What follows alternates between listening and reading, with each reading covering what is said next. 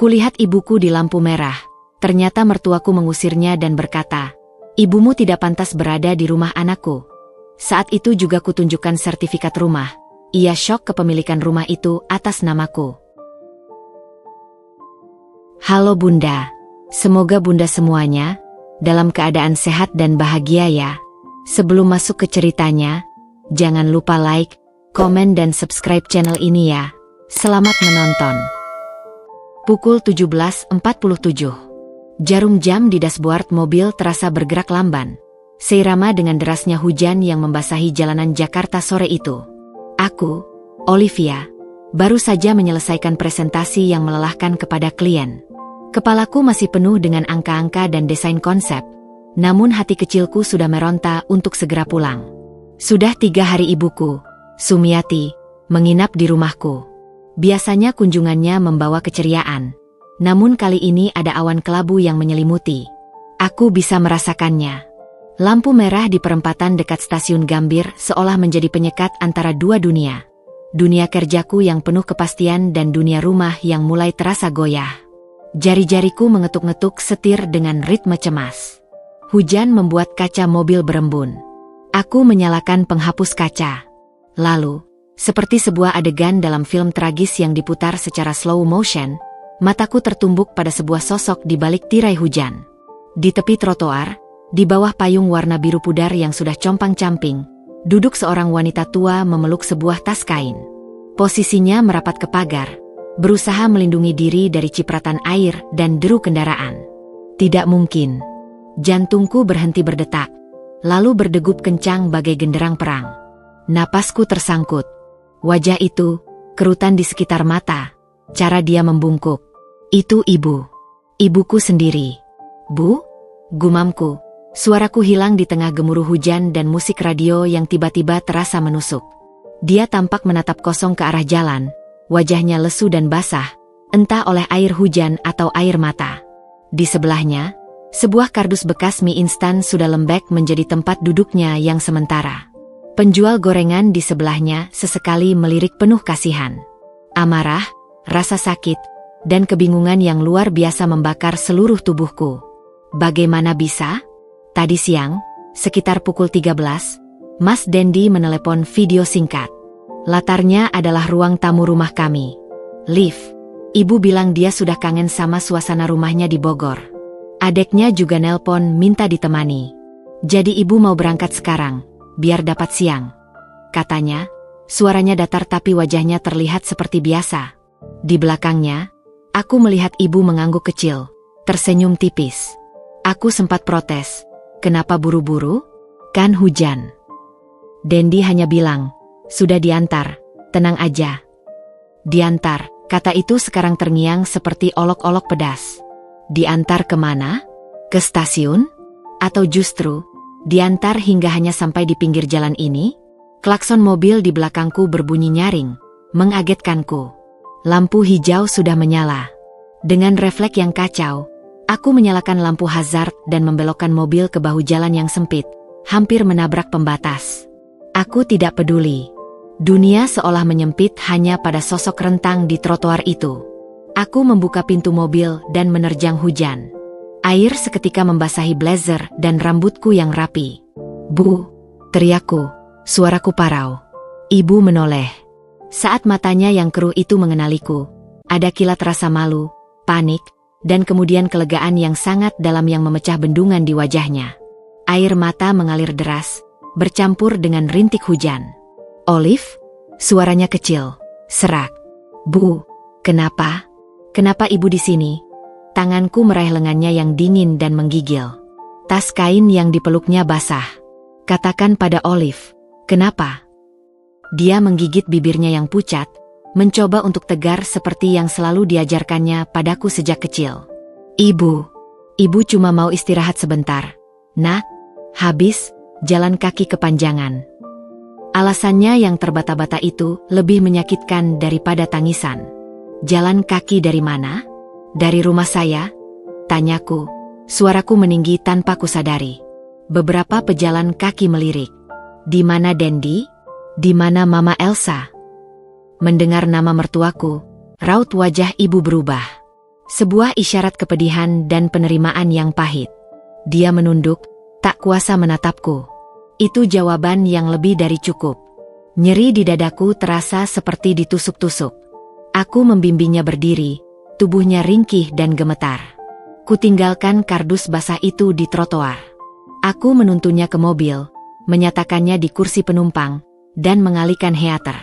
Aroma hujan dan kesedihan menyelimuti kabin. Sepanjang perjalanan pulang, ibu diam. Dia hanya memandang keluar jendela, tetapi matanya kosong. Tanganku mencengkeram setir begitu kencang hingga buku-buku jari berwarna putih. Pikiranku berputar liar, menghubungkan titik-titik yang selama ini kuhindari. Tatapan sinis Mama Elsa ketika ibu menyajikan sayur asam kesukaanku, komentar pedasnya soal kebiasaan kampung, dan sikap Mas Dendi yang semakin sering menghindar dan diam selama beberapa hari terakhir. Bukan kesalahpahaman. Ini pengkhianatan. Ini pengusiran yang terencana dan keji. Air mataku akhirnya tumpah. Bukan air mata sedih, melainkan air mata kemarahan yang mendidih dan sumpah yang diam-diam kuikrarkan dalam hati. Siapapun yang melakukan ini pada ibuku, akan kubuat menyesal.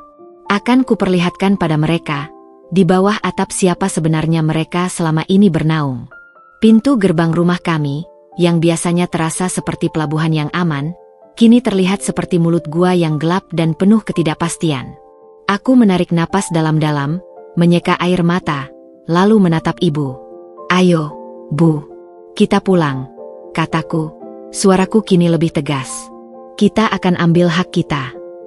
Dan saat mobil berhenti di depan garasi, aku tahu, pertempuran untuk rumahku, baik secara fisik maupun moral, baru saja dimulai. Titik didih telah terlampaui, dan segala sesuatu yang tersembunyi akan segera mendidih ke permukaan. Mobil meluncur pelan masuk ke dalam garasi yang temaram. Suara mesin yang mati meninggalkan kesunyian yang berat, hanya disela oleh derai hujan yang belum reda menghujam atap seng. Aku menoleh ke ibu. Dia masih duduk kaku, kedua tangannya erat memeluk tas kain basah di pangkuannya, seperti seorang pelaut yang tenggelam mencengkeram puing-puing terakhir. "Ibu, kita sudah sampai," bisikku, mencoba melepas ketegangan di suaraku sendiri. Ibu mengangguk kecil, tapi matanya menatap pintu penghubung garasi ke rumah seolah-olah itu adalah gerbang menuju arena pertarungan. Aku turun, berkeliling, dan membukakan pintu untuknya. Kulepaskan sepatu kerjaku yang basah, lalu kutuntun ibu masuk ke ruang basah kecil di samping garasi. Aku ambil handuk bersih dari rak dan selimutkan ke pundaknya yang menggigil. Dia tidak menolak, tapi juga tidak bereaksi.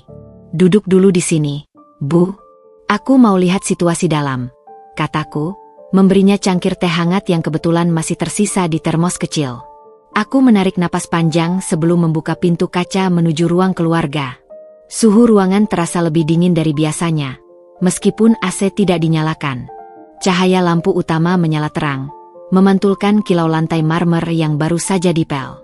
Dan di sana, di sofa kulit terbaik yang menghadap TV besar 55 inci, duduk Mama Elsa. Dia sedang asyik memilah-milah buah anggur impor di dalam mangkuk kristal di mejanya. Satu persatu, anggur hijau gemuk itu dia periksa, lalu dia masukkan ke mulutnya dengan gerakan penuh gaya. Dia mengenakan house dress sutra yang mahal, rambutnya disanggul rapi. Dia adalah gambaran sempurna dari nyonya rumah yang sedang menikmati waktu santainya. Saat mendengar langkahku, matanya yang tajam itu beringsut dari tayangan infotainment di TV ke arahku, lalu melirik ke pintu ruang basah di belakangku. Sebuah senyum tipis, dingin, dan penuh kemenangan muncul di sudut bibirnya. "Oh, Olive sudah pulang," suaranya lantang, sengaja dibuat riang. "Kok telat? Hujan-hujan gini." Dan dia jeda, mencondongkan tubuh sedikit seolah-olah ingin melihat lebih jelas ke arahku. "Bawa tamu lagi." Kata "tamu" itu diucapkan dengan intonasi yang sengaja direndahkan, dibubuhi tanda kutip yang tak terlihat namun terasa sangat nyata. Matanya menyapu sekilas dari atas ke bawah, seolah menilai kondisi ibu yang basah dan compang-camping. Darahku mendidih. Aku berusaha menahan gejolak amarah yang siap meledak. "Itu bukan tamu, Mama. Itu ibu saya." "Ya iyalah, ibu kamu," Mama Elsa menyeringai, mengunyah anggur dengan santai. "Tapi kan sudah pulang tadi siang?" Apa ada barang yang ketinggalan? Dendi sudah antar ke terminal kok. Harusnya sudah naik bis. Ucapannya lancar, seolah sedang menceritakan sebuah fakta yang tak terbantahkan. Antar ke terminal, suaraku terdengar seperti desisan. Saya baru saja menjemput ibu saya duduk di emperan toko di lampu merah dekat Gambir. Kehujanan, sendirian. Mama Elsa mengerutkan kening, pura-pura terkejut. Apa? Yang benar saja? Masa sih? Dendi tadi bilang sudah naik taksi online khusus ke terminal. Loh, pasti ibumu yang nakal. Minta turun di tengah jalan lagi pengeliling kota. Orang tua zaman sekarang, suka usil ya. Gelengan kepalanya penuh dengan vague concern, campur sikap meremehkan. Aku hampir tidak percaya dengan betapa mudahnya dia berbohong dan menyalahkan korban. Di mana Dendi? Tanyaku, suaraku menegang. Di kamar, kayaknya. Lelah kali habis ngurusin. Dia tidak menyelesaikan kalimatnya, hanya melambaikan tangannya yang penuh cincin ke arah pintu ruang basah, menyiratkan bahwa mengurusin ibuku adalah sebuah pekerjaan yang melelahkan. Aku tidak melanjutkan pertengkaran. Aku berbalik, kembali ke ruang basah.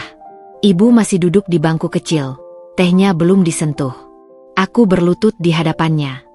Ibu, cerita yang sebenarnya. Apa yang terjadi? Ibu menatapku, matanya berkaca-kaca lagi. Sudahlah, Liv. Biarkan saja. Ibu memang mau pulang. Jangan bilang begitu. Ibu diusir, kan? Dia menarik napas dalam-dalam, seperti orang yang memikul beban berat. Tadi, habis kamu berangkat kerja, Mama Elsa, dia bicara. Katanya, ibu bikin suasana tidak nyaman. Katanya, cara ibu masak bau, ibu cuci piring tidak bersih, ibu buka jendela pagi-pagi bikin debu masuk. Ibu coba bilang, ibu cuma mau bantu. Tapi, dia bilang lebih baik ibu pulang saja. Bahwa ini rumah anaknya, Dendi, dan dia yang berkuasa di sini. Anda Dendi? Dia setuju? Tanyaku, suaraku bergetar. Ibu memicingkan mata, menahan tangis.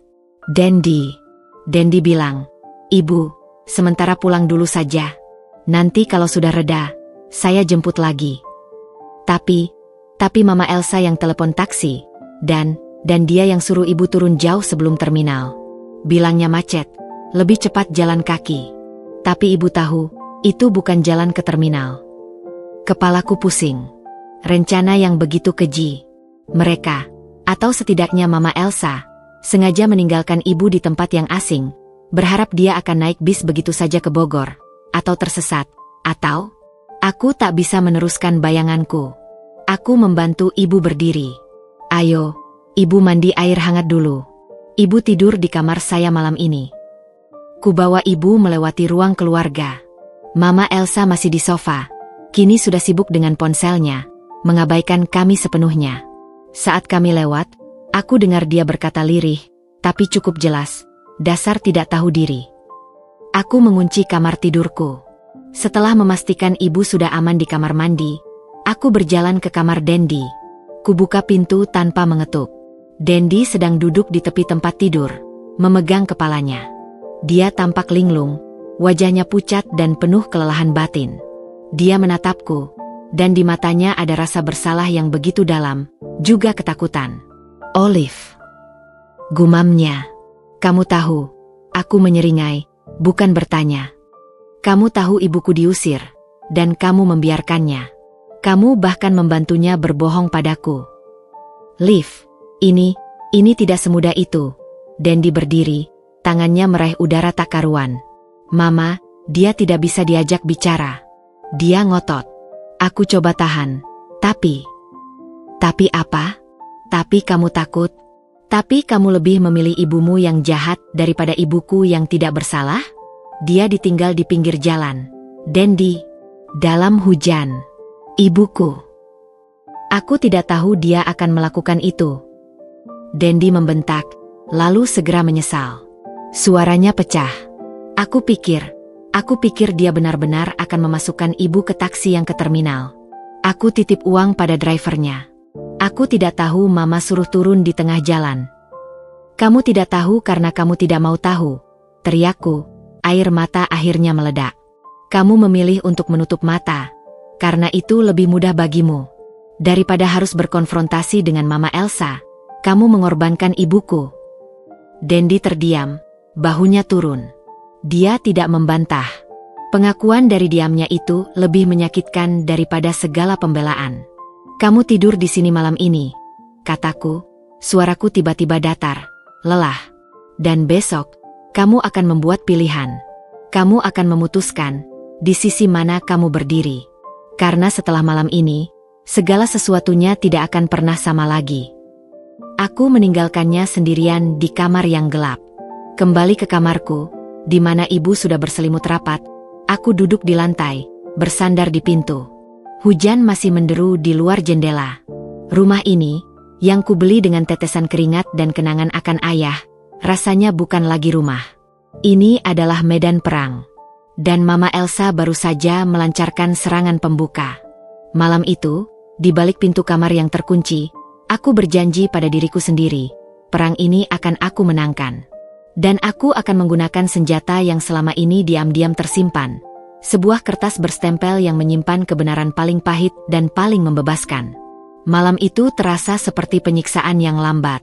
Di balik pintu kamar terkunci, aku mendengar langkah kaki Dendi mondar-mandir di ruang tamu hingga larut.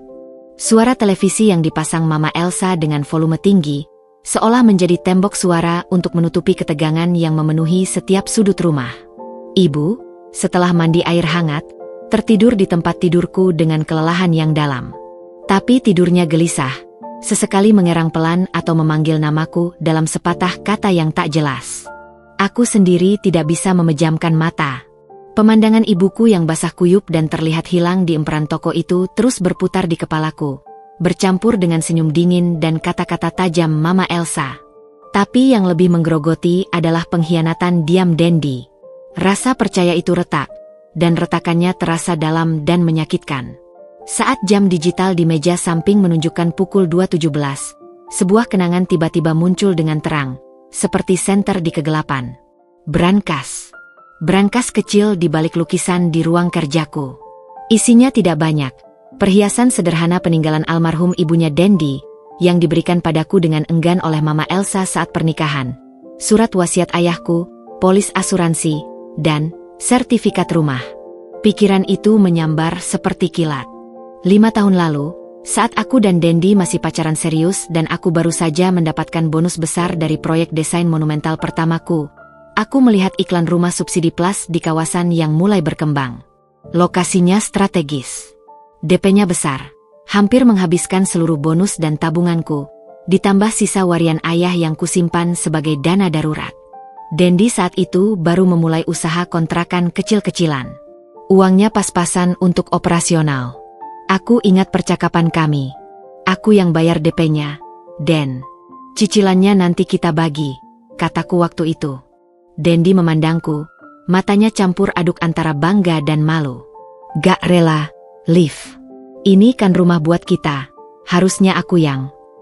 Kita adalah tim, potongku. Tapi, ada satu hal. Aku menarik napas. Waktu itu, kasus perebutan harta pranikah sedang ramai di berita. Sebuah pelajaran. Karena sebagian besar uang DP dari tabungan dan warisan aku, untuk keamanan kita berdua. Bagaimana kalau sertifikatnya pakai nama aku dulu? Ini murni aset pranikah. Nanti setelah kita niklim dan usahamu lancar, kalau mau kita tambah jadi atas nama berdua, atau beli rumah lain atas nama kamu, gak masalah. Aku menatapnya, siap untuk protes atau kekecewaan. Tapi Dendi justru menghela napas lega. Dia meraih tanganku. Justru aku malu mau ngomong itu. Aku gak mau kelihatan kayak numpang beban. Iya, setuju. Biar itu jadi jaminan kamu. Rumah pertama kita resmi milik Olivia Ratnasari. Dia tersenyum, dan di senyumnya ada kelegaan yang tulus. Saat itu adalah bentuk cinta dan pengertiannya. Kami sepakat untuk tidak memberitahu siapapun, termasuk keluarganya. Bagi keluarga Dendi yang cukup tradisional dan menganggap laki-laki harus jadi pencari nafkah utama, hal ini bisa jadi bahan cibiran. Bagi Mama Elsa khususnya, ini akan menjadi tamparan bagi harga dirinya.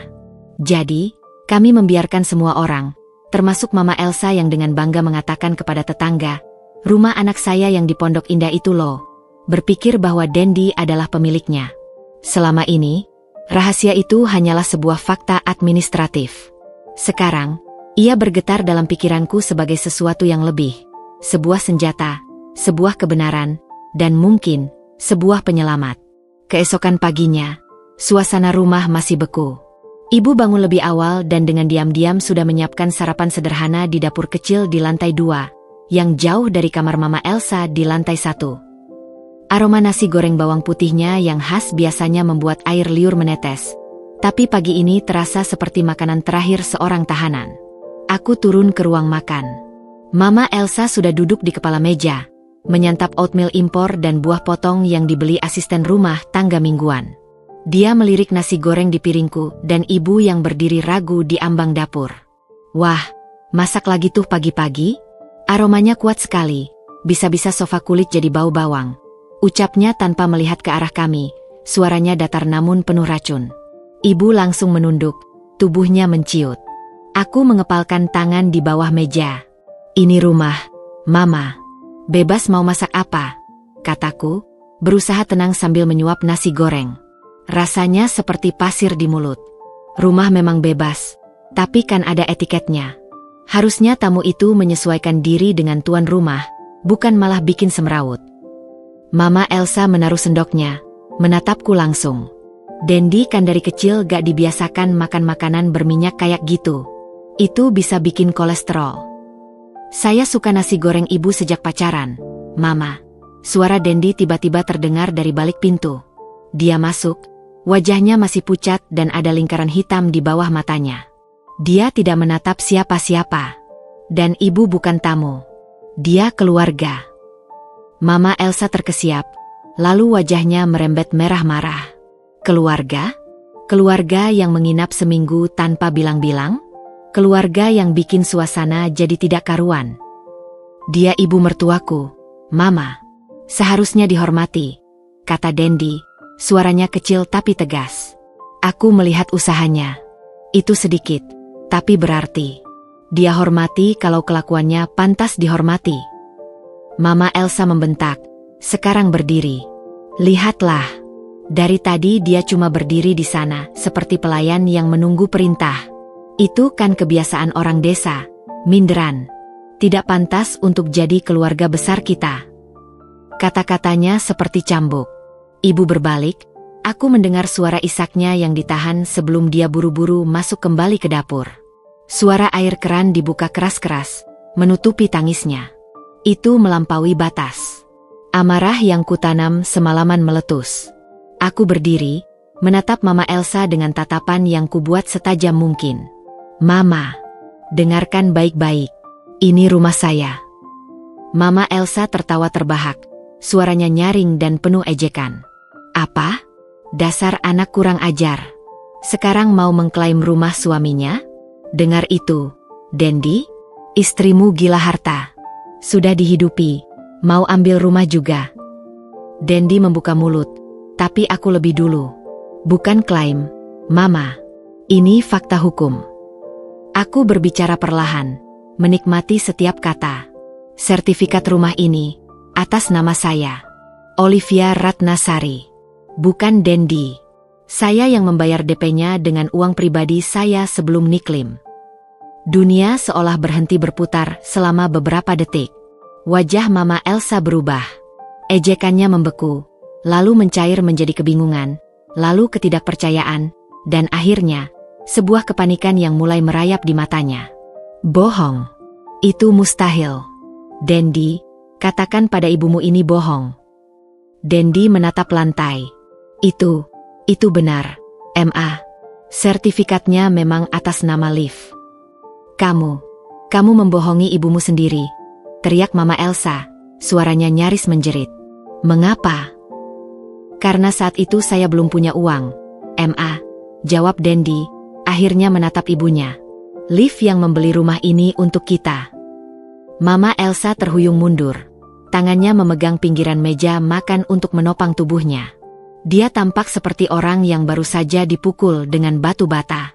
Seluruh bangunan harga dirinya, kebanggaannya sebagai ibu dari seorang anak laki-laki sukses pemilik rumah mewah, runtuh berantakan.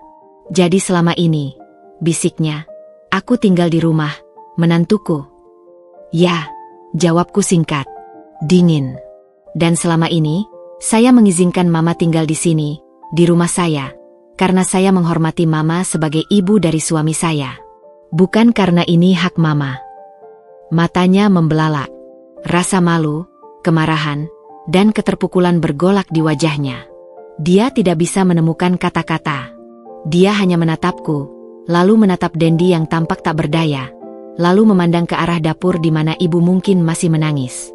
Ini belum selesai, geramnya akhirnya, suaranya bergetar. Ini belum selesai, Olivia.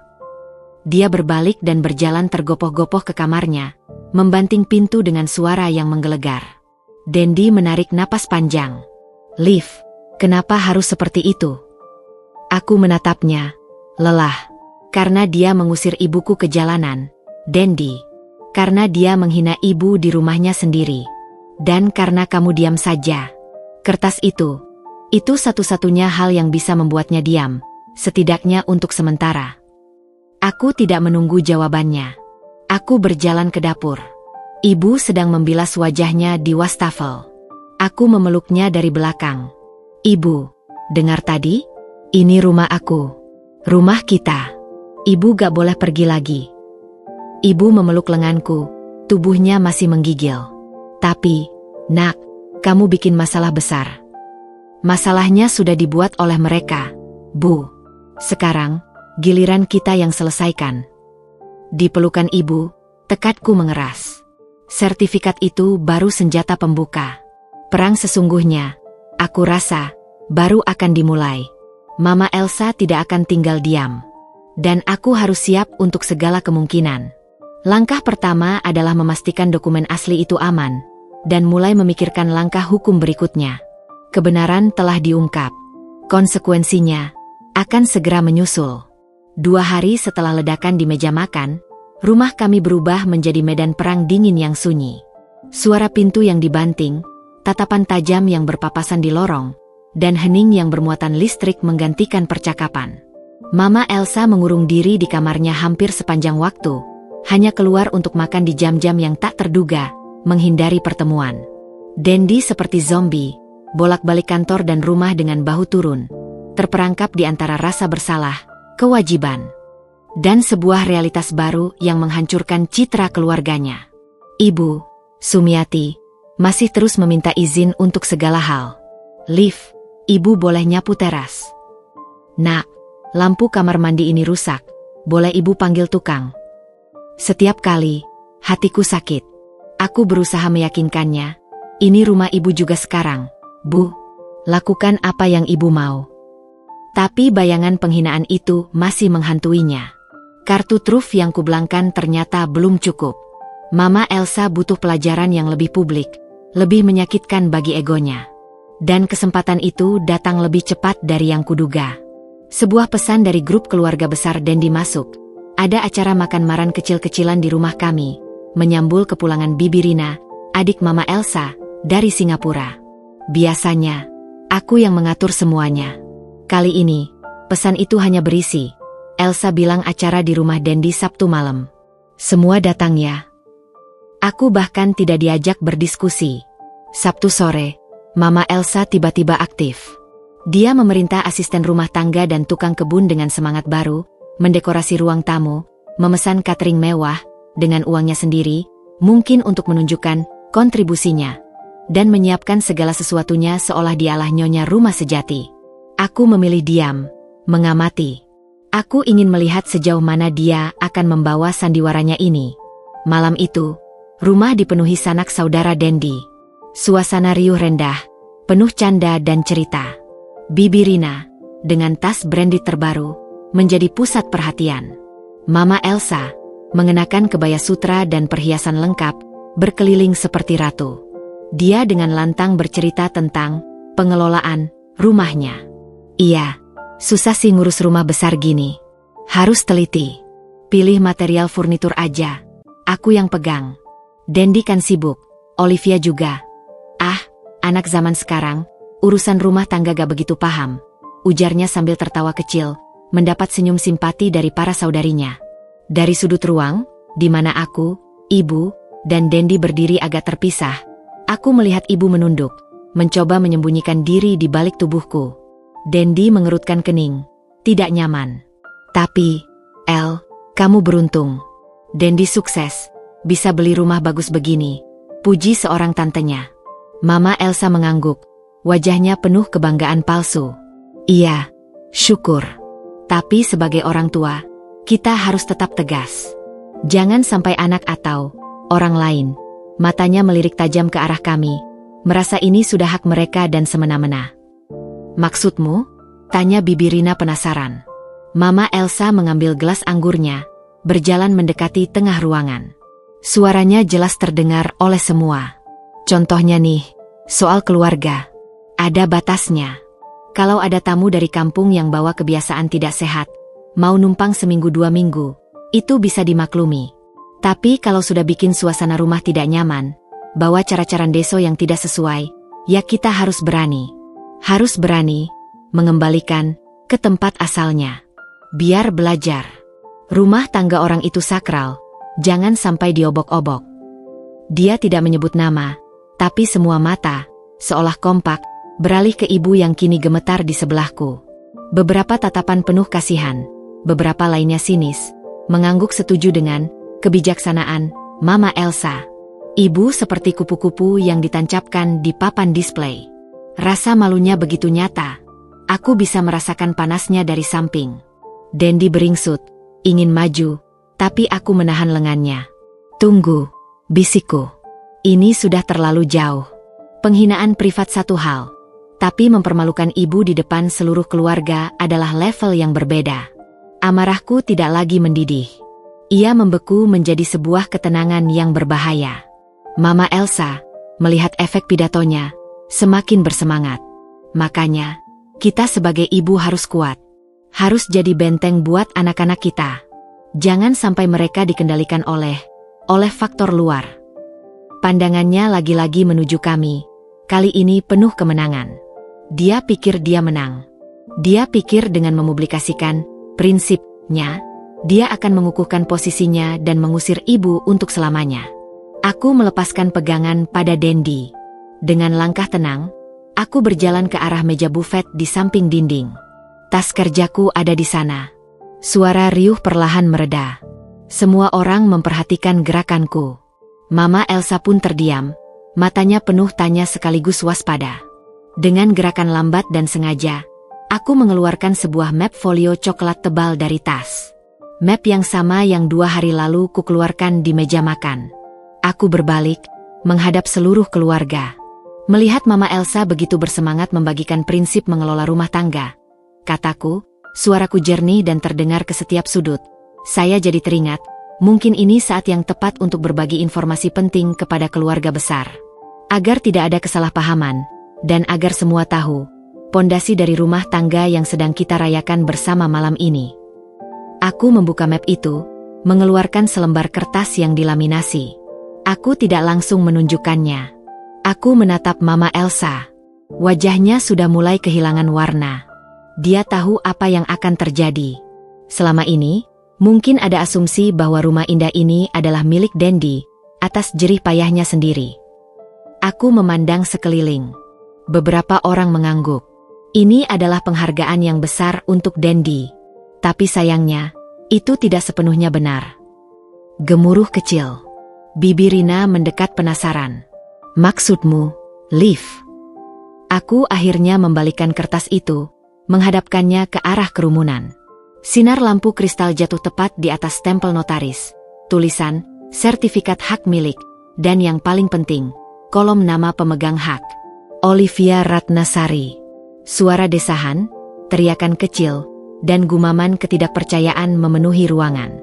Semua mata terpaku pada tulisan itu, lalu beralih ke Mama Elsa, lalu ke Dendi, lalu kembali padaku. Apa ini? Seorang paman bertanya. Ini adalah sertifikat hak milik sah atas rumah ini. Jelasku tetap tenang. Atas nama saya. Saya yang membeli rumah ini dengan uang pribadi saya. sebelum pernikahan. Dendi dengan sukarela menyetujui hal ini sebagai bentuk cinta dan pengertiannya. Sunyi yang mencekam. Lalu, keributan. Wajah Mama Elsa adalah pemandangan yang tidak akan pernah kulupakan. Semua darah seakan mengering dari kulitnya. Bibirnya yang biasanya menyungging senyum sinis, kini terbuka lemas. Matanya membelalak, bergerak dari sertifikat, ke wajahku, ke wajah Dendi yang membenarkan dengan anggukan pelan. Lalu ke sekeliling saudara-saudaranya yang memandangnya dengan ekspresi campur aduk, syok, rasa kasihan, dan penghakiman.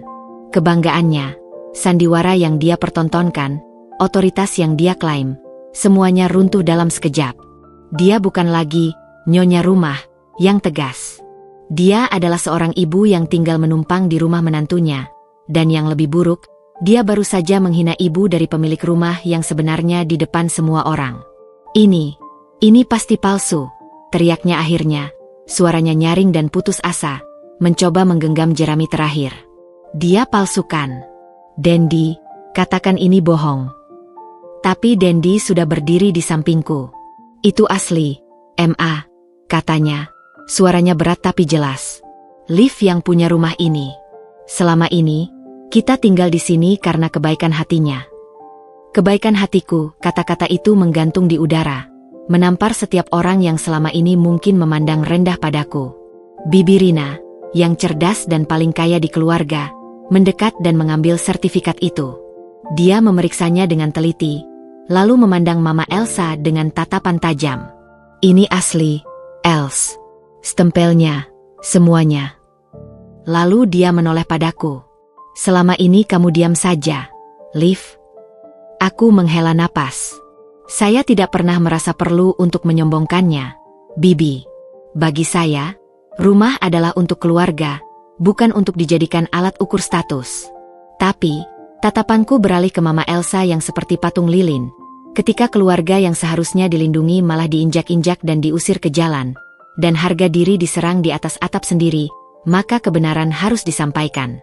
Agar semua jelas. Ruangan kembali senyap, namun kini muatannya berbeda. Tidak lagi penuh gosip dan pujian palsu, melainkan penghormatan yang tertunduk dan kehebohan yang tertahan. Para sepupu yang biasanya mendekati Mama Elsa untuk minta ini itu, sekarang melihatnya dengan pandangan baru. Dia telah jatuh dari singgasananya, dan jatuhnya terdengar nyaring. Mama Elsa tak kuasa lagi menahan malu. Tanpa mengucapkan sepatah kata pun, dengan wajah basah oleh air mata kemarahan dan aib, dia berbalik dan menyelinap pergi ke arah kamarnya, meninggalkan pesta yang dia sendiri yang buat. Bibi Rina mendekatiku, memegang pundakku. Kuat, Liv. Ibu kamu baik-baik saja. Aku menganggak, mata berkaca-kaca melihat ibu yang masih berdiri di pojokan. Tetapi kini beberapa bibi yang baik mulai mendekati dan menyapanya dengan ramah. Malam itu, setelah semua tamu pulang dengan cerita yang akan mengguncang keluarga besar selama berminggu-minggu, aku berdiri di teras. Dendi mendekat. Kamu menghancurkannya, katanya, tanpa nada menyalahkan, lebih seperti pernyataan fakta. Dia yang menghancurkan dirinya sendiri dengan kesombongan dan kekejamannya. Jawabku. Aku hanya menunjukkan cermin. Tapi di balik kemenangan kecil ini, ada kegelisahan. Aku melihat ke dalam rumah, di mana lampu kamar Mama Elsa masih menyala. Karma publik telah datang dengan cepat dan telak. Tapi seseorang seperti Mama Elsa tidak akan diam. Kejatuhan seperti ini hanya akan membuatnya lebih lapar untuk balas dendam. Peperangan mungkin telah memenangkan sebuah pertempuran besar, tapi perang itu sendiri belum berakhir. Malah, musuhku kini terluka, marah, dan akan jauh lebih berbahaya. Kartu truf telah terbuka. Sekarang, aku harus bersiap untuk serangan balik yang akan lebih keji, lebih licik, dan mungkin menyasar titik kelemahan lain yang tak kukira. Dendi, atau bahkan pekerjaanku. Aku menarik napas dalam. Malam ini untuk merayakan. Besok, untuk bersiap siaga. Kemenangan di pesta keluarga itu terasa seperti gula di lidah, manis di awal, tapi meninggalkan rasa getir dan lengket setelahnya. Keesokan paginya, suasana rumah lebih sunyi dari kuburan. Mama Elsa benar-benar mengurung diri. Aku hanya sesekali mendengar suara langkahnya di lantai bawah, atau suara pintu kulkas yang dibuka dan ditutup pada jam-jam yang aneh. Dia menghindari pertemuan sama sekali, bahkan di waktu makan. Sepertinya, aib yang dideritanya begitu dalam hingga ia membutuhkan waktu untuk menjilati lukanya. Tapi aku tidak naif. Aku tahu keheningan ini hanyalah jeda sebelum badai. Ibu, Sumiati, perlahan mulai mencoba bernapas lega. Beberapa saudara yang hadir di pesta malam itu, terutama para bibi yang lebih simpatik, mulai mengiriminya pesan melalui Dendi atau langsung padaku. Pesan-pesan itu berisi permintaan maaf tak langsung dan ajakan untuk silaturahmi. Ibu awalnya ragu, tapi kuyakinkan bahwa dia pantas mendapat penghormatan itu. Perlahan, sedikit demi sedikit, bahunya yang selama ini membungkuk mulai tegak kembali. Dia bahkan mulai berani menata ulang tanaman di teras depan sesuai seleranya. Suatu hal yang pasti akan dianggap mengganggu tatanan oleh Mama Elsa sebelumnya. Dendi, di sisi lain, berubah menjadi badai kecil yang berputar-putar di tengah-tengah kami. Ia terjepit di antara rasa bersalah pada ibunya yang jatuh dari muka dan rasa bersalah yang lebih besar pada ibu dan aku. Ia menjadi mudah marah, sensitif, dan seringkali menghilang berjam-jam tanpa penjelasan. Aku tahu ia sedang berusaha mencerna realita baru ini, bahwa ia bukanlah tuan rumah seperti yang selama ini dipercayanya, dan lebih penting, dipercayai ibunya. Bahwa posisinya dalam rumah ini adalah sebagai suami, bukan pemilik. Dan itu adalah pil yang pahit untuk ditelan bagi ego seorang laki-laki yang dibesarkan dengan narasi, kepala keluarga adalah penyedia segalanya. Pertengkaran kami tidak lagi tentang ibu, tapi mulai bergeser ke hal-hal kecil yang tiba-tiba jadi besar. Kenapa kamu harus menunjukkan sertifikat itu di depan semua orang? Tanyanya suatu malam, suaranya letih. Cukup sudah di rumah. Sekarang seluruh keluarga mempermalukan Mama. Aku menatapnya, tidak percaya. Mempermalukan? Dia sendiri yang mempermalukan ibuku dengan kata-kata, kampung, dan harus dikembalikan, di depan mereka semua. Dendi, aku hanya memberikan fakta. Fakta yang seharusnya membuatnya sadar dan malu, bukan semakin menjadi korban. Dia ibuku, Liv. Kamu tidak mengerti betapa hancurnya dia sekarang. Dan ibuku hampir jadi gelandangan karena ulahnya. Kamu mengerti itu? Kamu mengerti rasanya melihat orang yang melahirkanmu duduk sendirian di pinggir jalan, basah kuyup, sementara istrimu disuguhi kebohongan bahwa dia sudah pulang? Mana yang lebih menghancurkan? Den? Ego yang terluka atau nyawa yang terancam? Dendi terdiam. Wajahnya berkerut. Dia tidak bisa menjawab. Tapi diamnya itu bukanlah persetujuan. Itu adalah kebuntuan. Karma bagi Mama Elsa memang datang. Status sosialnya di keluarga besar benar-benar runtuh. Dari sumber Dendi, aku tahu obrolan grup keluarga besar dipenuhi dengan simpati padaku dan ibu, serta kecaman halus pada sikap Mama Elsa. Undangan untuk arisan atau jalan-jalan yang biasanya selalu menyertakan namanya, kini mulai menghilang. Bibi Rina, yang paling berpengaruh, secara terbuka lebih memilih untuk berhubungan langsung denganku untuk urusan keluarga. Itu adalah pukulan telak bagi seseorang yang hidup dari pengakuan dan kekaguman orang lain. Tapi, seperti yang kuduga, karma itu belum cukup bagiku. Rasa sakit yang ditimbulkannya pada ibu masih terasa segar. Dan yang lebih mengkhawatirkan, diamnya Mama Elsa mulai terasa tidak wajar. Seharusnya ada ledakan, atau setidaknya, usaha untuk membela diri. Tapi tidak. Hanya keheningan yang menusuk. Suatu sore, sepulang kerja, aku menemukan ibu sedang membereskan lemari di kamar. Matanya sembab. Kenapa? Bu? Ada apa? Tanyaku khawatir. Ibu menoleh, mencoba tersenyum. Gak ada apa-apa, nak. Ibu mau pulang besok. Pulang? Kenapa? Sudah aman di sini. Iya, ibu tahu. Tapi, ibu lihat kamu dan Dendi jadi sering bertengkar. Rumah ini jadi tegang. Ibu tidak mau jadi beban, jadi sumber pertengkaran. Hatiku seperti diremas. Ibu bukan sumber apa-apa, Bu. Ibu korban. Dan pertengkaran kami itu perlu, Bu, untuk menentukan batas, untuk memperbaiki yang salah. Tapi kamu berdua seperti tersiksa. Liv. Ibu sakit melihatnya. Lebih baik ibu yang pergi. Biar kalian berdua baik-baik lagi. Air matanya jatuh. Jangan sampai seperti ibu, Liv. Ibu dulu selalu mengalah, selalu memilih damai. Sampai akhirnya, ya sudahlah. Tapi kamu jangan. Kamu harus kuat. Tapi ibu tidak mau jadi batu sandungan. Pelukan itu hangat dan sekaligus menyakitkan. Ibu, bahkan dalam keputusannya untuk pergi, masih berusaha melindungiku. Dia lebih takut melihat pernikahanku rusak daripada melihat dirinya kembali dihina. Ibu tidak pergi, kataku tegas, menyeka air matanya. Ini sudah jadi perang prinsip, Bu. Kalau ibu pergi, itu artinya Mama Elsa menang. Artinya, kejahatan dan penghinaan dibiarkan. Ibu harus tinggal, dan lihat sampai akhir. Lihat bagaimana keadilan ditegakkan. Ibu memandangku lama. Ada kekaguman baru di matanya, bercampur dengan kekhawatiran yang mendalam. Kamu jadi seperti ayahmu, teguh. Malam itu, setelah membujuk ibu untuk tetap tinggal, aku mencari Dendi.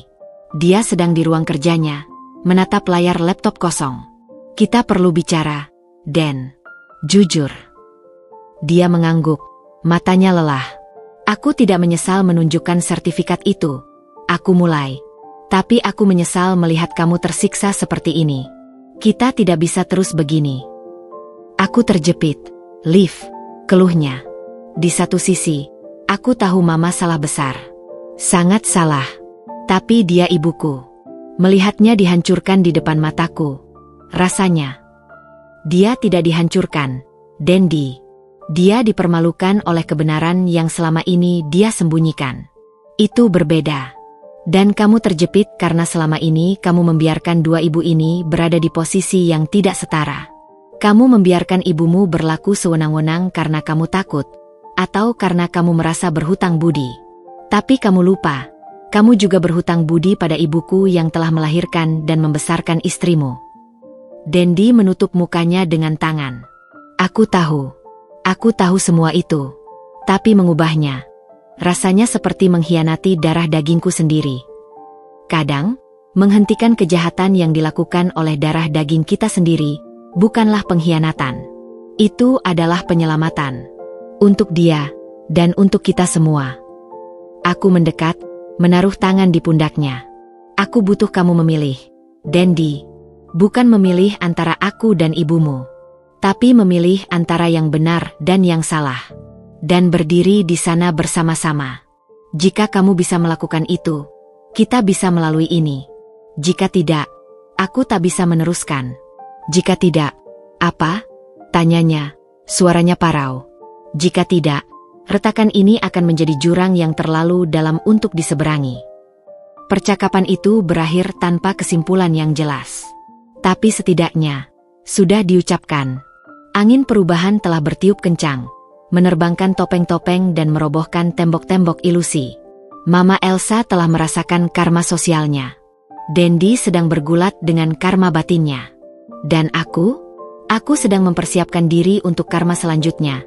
Karma yang mungkin akan datang bukan dalam bentuk kejatuhan sosial, tetapi dalam bentuk serangan balik yang lebih nyata, lebih kejam.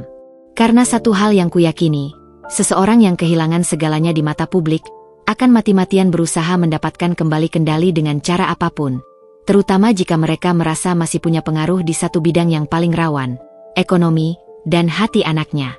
Aku melihat ke arah pintu kamar Mama Elsa yang masih tertutup rapat. Pertempuran publik mungkin sudah usai. Tapi perang gerilya, sepertinya, baru akan dimulai. Keheningan dari kamar Mama Elsa itu ternyata bukanlah kekalahan, melainkan masa inkubasi. 2 minggu setelah pesta keluarga, serangan baliknya dimulai. Dan seperti yang kuduga, serangan itu tidak lagi frontal atau verbal. Ia lebih halus, lebih licik, dan menyasar titik kelemahan yang paling vital, mata pencaharianku.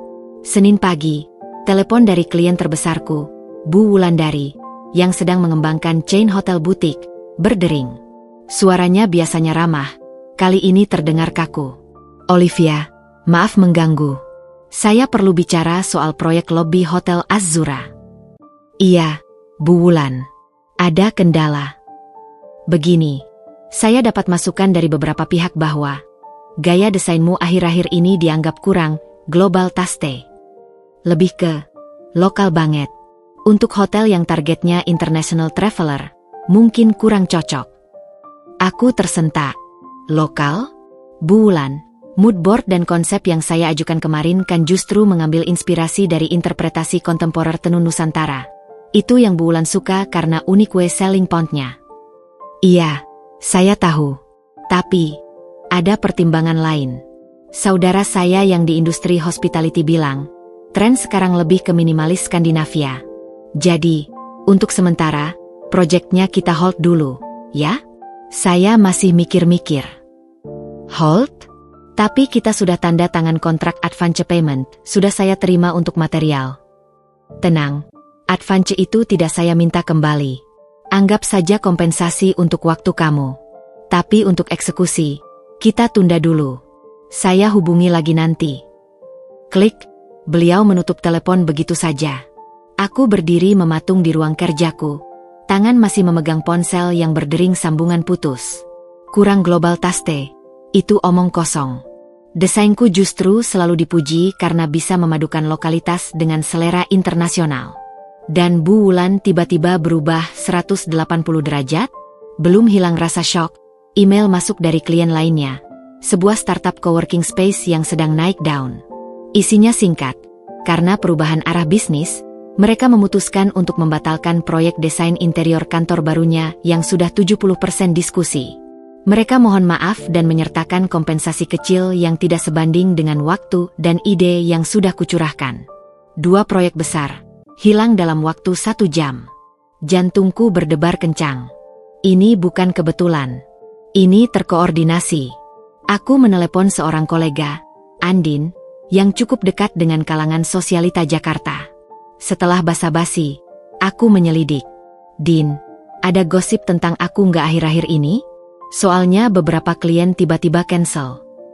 Andin terdiam sebentar. Liv, jangan bilang dari aku ya. Tapi, aku dengar dari teman yang dekat dengan circle Mama Elsa, bahwa beliau lagi sharing ke teman-temannya yang kebetulan banyak yang jadi istri pengusaha atau pemilik bisnis. Sharing apa? That you are having family problems. That you are unstable, sulit diajak kerjasama, dan, yang agak kejam, bahwa your taste is tingkat desa, karena terlalu dipengaruhi lingkungan tertentu. Suara Andin berbisik. Dia bilang, untuk proyek yang high-end, lebih baik cari desainer yang latar belakang keluarganya lebih kompatibel. Aku tahu ini sakit, Liv. Tapi hati-hati. Panas naik ke wajahku. Latar belakang keluarga, itu adalah hinaan terselubung untuk ibu dan latar belakangku yang sederhana. Mama Elsa menggunakan jaringan sosialnya yang luas, perkumpulan arisan, charity event, klub golf, untuk meracuni reputasiku secara profesional. Dia tidak menyerangku langsung, dia menyerang kredibilitas dan citra yang selama ini kuperjuangkan. Ini adalah balas dendam yang cerdas, dan sangat efektif. Malam itu, saat aku menyampaikan hal ini ke Dendi, reaksinya membuatku tambah pahit. Mungkin memang kebetulan, Liv. Atau mungkin desainmu memang sedang tidak cocok, katanya, sambil menghindari tatapanku. Dia sedang memeriksa laporan keuangan usahanya yang juga mulai goyah.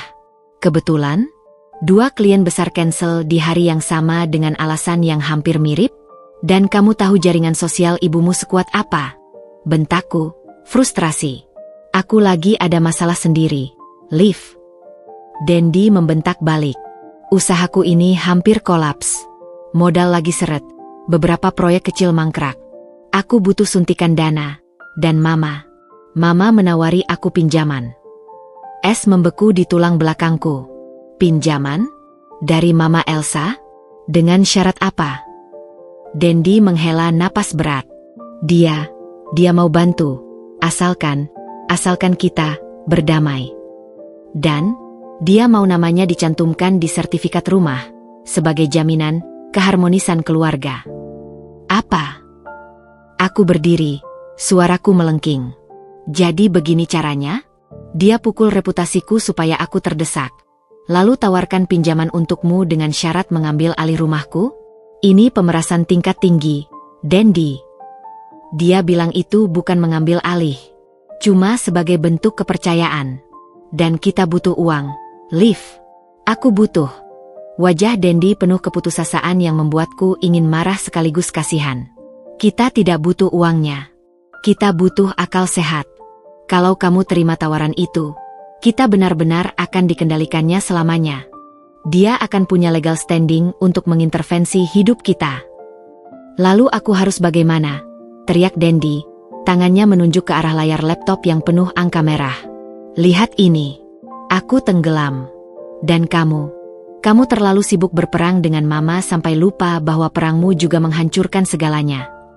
Aku terpana. Jadi, semua ini salahku. Aku tidak bilang begitu. Tapi, tidak bisakah kamu sedikit mengalah? Beri Mama sedikit kemenangan? Agar semua tenang? Agar bisnisku bisa diselamatkan? Agar rumah tangga kita tidak terus seperti medan perang. Permintaannya begitu polos, begitu egois, dan begitu lemah. Dia memintaku untuk menyerahkan kedaulatanku atas rumahku sendiri, untuk menyelamatkan bisnisnya yang mungkin memang kurang sehat karena salah kelola, dan untuk menenangkan ibunya yang jahat. Tidak, jawabku dingin. Aku tidak akan mengalah. Tidak 1 sentimeter pun. Dan kamu, jika kamu meminjam uang darinya dengan syarat itu, maka kamu memilih dia. Dan konsekuensinya, kamu akan menghadapiku di meja yang lain. Mata Dendi membesar. Kamu mengancamku. Aku menyatakan batasku, kataku, sebelum berbalik meninggalkannya sendirian di ruang kerja. Aku kembali ke kamar, di mana ibu sedang membaca Al-Quran. Dia melihat wajahku yang pucat. Ada apa lagi, nak? Aku duduk di sampingnya, menceritakan semuanya. Proyek yang dibatalkan, bisnis Dendi yang kolaps, dan pinjaman beracun dari Mama Elsa. Ibu mendengarkan dengan tenang. Tangannya mengusap-usap punggungku. Dia licik, gumam ibu. Pukul kamu lewat rezeki, pukul Dendi lewat hartanya. Dia mau kalian berdua jatuh, lalu datang sebagai penyelamat, tapi dengan tali kekang di tangan. Ibu tahu semua ini. Ibu tua, nak, sudah lihat banyak pola orang jahat. Ibu menarik napas. Kamu harus lebih kuat lagi. Jangan goyah. Rezeki yang ditarik orang, insya Allah diganti dari jalan lain. Tapi harga diri dan hak yang diserahkan, itu hilang selamanya. Nasihat ibu seperti peneguh tulang belakang. Keesokan harinya, aku bangun dengan tekad baru. Jika ini perang ekonomi dan reputasi, maka aku akan melawan dengan caraku. Aku mengupdate portofolio onlineku, menghubungi network independen di luar lingkaran Mama Elsa, dan mulai menawarkan jasa ke perusahaan-perusahaan yang lebih berbasis prestasi daripada gosip. Aku juga diam-diam mulai mendokumentasikan segala sesuatu. Pesan-pesan klien yang membatalkan proyek dengan alasan aneh, percakapan dengan Dendi soal pinjaman, dan segala aktivitas mencurigakan dari Mama Elsa. Perang terbuka sudah berubah menjadi perang urat saraf. Mama Elsa telah melancarkan karma ekonominya, mencoba membuatku bangkrut dan membuat Dendi bergantung padanya. Tapi dia lupa satu hal. Aku adalah Olivia Ratnasari. Aku membangun karir dari nol, dengan talenta dan kerja keras. Dan seorang petarung yang terdesak ke sudut, justru akan melawan dengan segala cara yang dimiliki. Dia mungkin punya jaringan, tapi aku punya bukti, ketekunan, dan sebuah kebenaran yang tak terbantahkan. Rumah ini adalah benteng terakhirku, dan aku tidak akan menyerahkannya. Bahkan jika aku harus melawan suamiku sendiri. Tekanan itu datang dari segala penjuru, seperti air yang merembes perlahan hingga akhirnya menemukan retakan terlemah. Dan retakan itu adalah Dendi. Setelah penolakanku yang keras terhadap pinjaman Mama Elsa, Dendi berubah. Dia seperti kapal yang kehilangan nahkarnya, terombang-ambing di antara rasa bersalah, keputusasaan finansial, dan kemarahan yang membara terhadap situasi yang menurutnya aku turut andil menciptakan. Dia mulai menjauh. Pulang larut dengan alasan, meeting dengan investor, atau mengurus proyek. Aromanya yang pulang kerap kali membawa campuran keringat, asap rokok, dan parfum yang terlalu kuat untuk menutupi sesuatu. Aku, yang sibuk bertahan dari gempuran terhadap karierku, sempat mengabaikan tanda-tanda ini. Sampai suatu Jumat malam, dia pulang hampir pukul 2 pagi.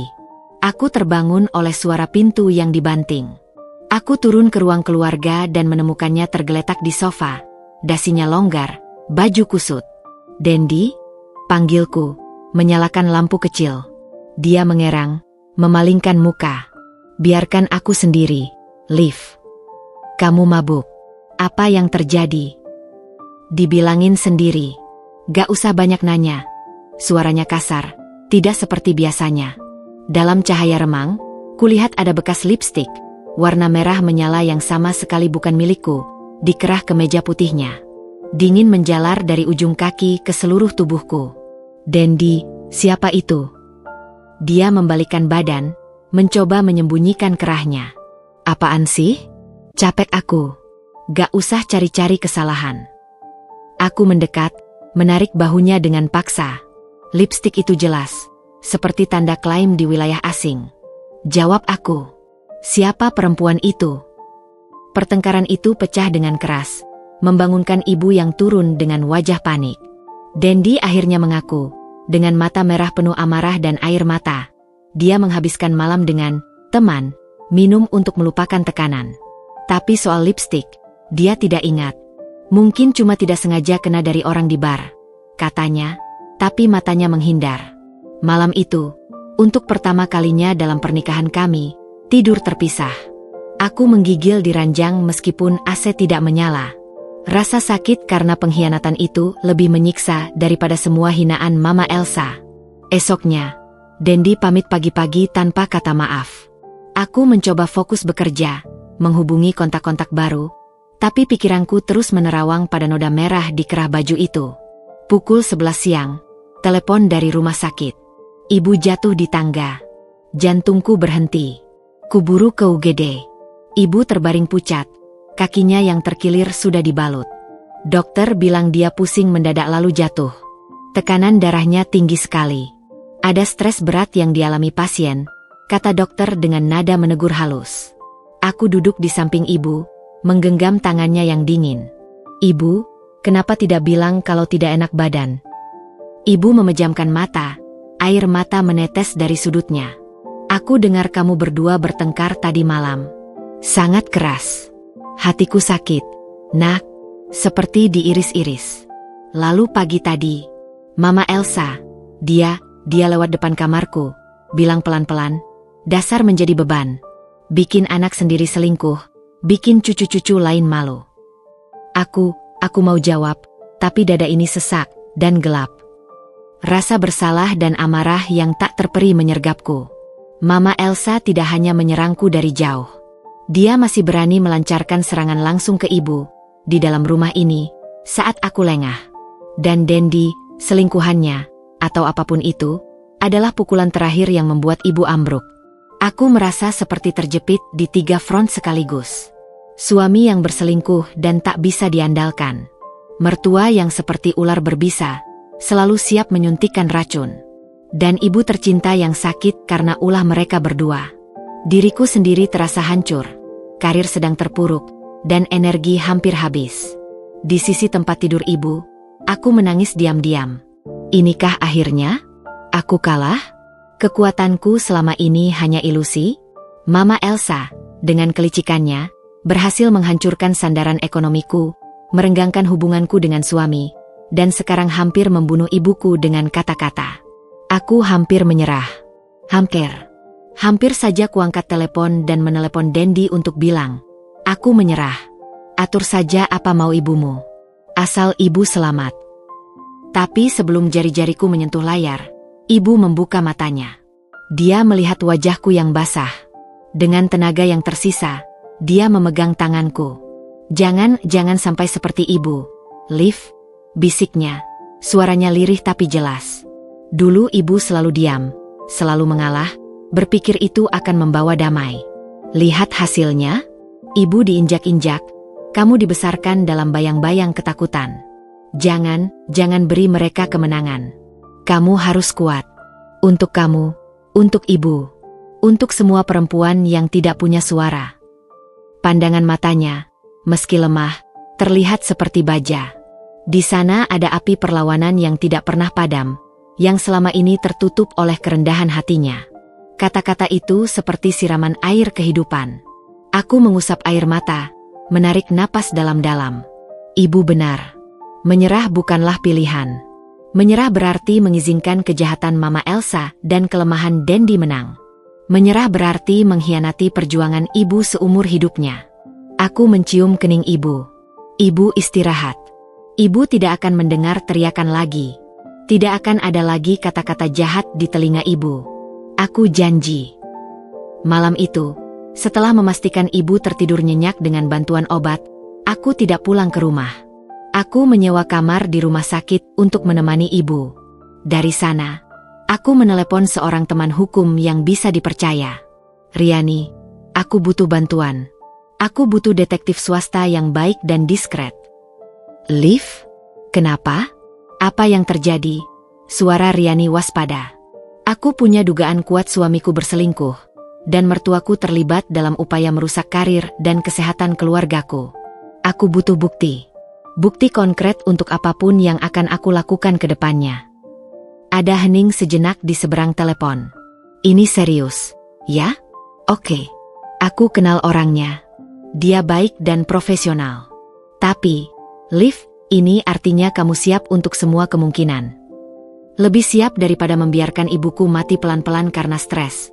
Jawabku, suaraku datar namun penuh tekad. Sambil menunggu ibu stabil, di kamar rumah sakit yang sunyi itu, aku mulai merencanakan langkah-langkah dengan kepala dingin. Amarah dan kesedihanku alihkan menjadi fokus yang tajam. Mama Elsa ingin perang? Dia akan mendapatkannya. Dendi ingin lari dari masalah? Dia harus menghadapi konsekuensinya. Titik nadir telah terlampaui. Dan dari dasar jurang yang paling gelap inilah, satu-satunya cara adalah mendorong ke atas. Dengan segala kekuatan yang tersisa. Karma bagi Mama Elsa dan Dendi mungkin belum terlihat oleh mereka. Tapi malam itu, di bawah lampu neon rumah sakit, sebuah proses hukum dan pembalasan yang jauh lebih sistematis dan dingin mulai diplot. Mereka mungkin mengira aku hancur. Mereka salah. Aku baru saja menemukan kekuatan terbesarku.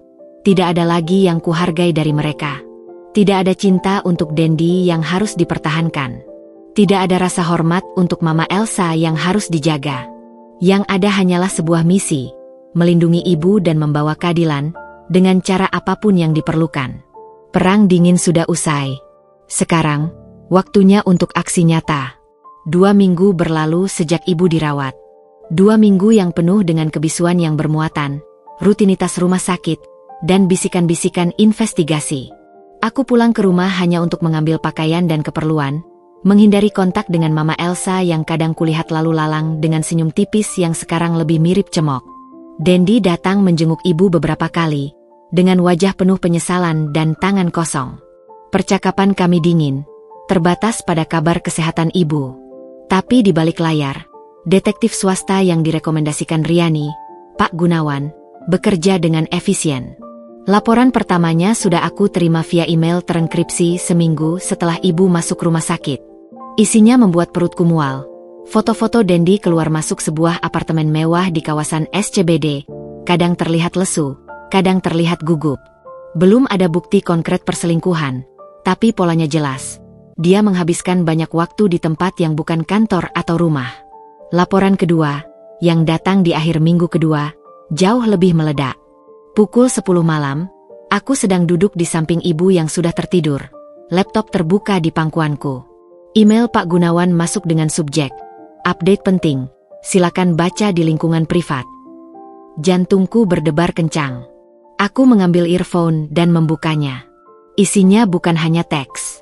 Ada beberapa lampiran, foto-foto berkualitas tinggi dari jarak jauh yang diambil dengan lensa tele, transkrip rekaman percakapan, yang diperoleh dengan cara legal dalam investigasi tertentu, dan hasil pelacakan data. Aku membuka file foto pertama. Jelas sekali. Dendi sedang duduk di sebuah kafe outdoor yang mewah. Di depannya, duduk seorang wanita muda, cantik, dengan gaya yang sangat polished. Mereka sedang tertawa. Tangan wanita itu sesekali menyentuh lengan Dendi.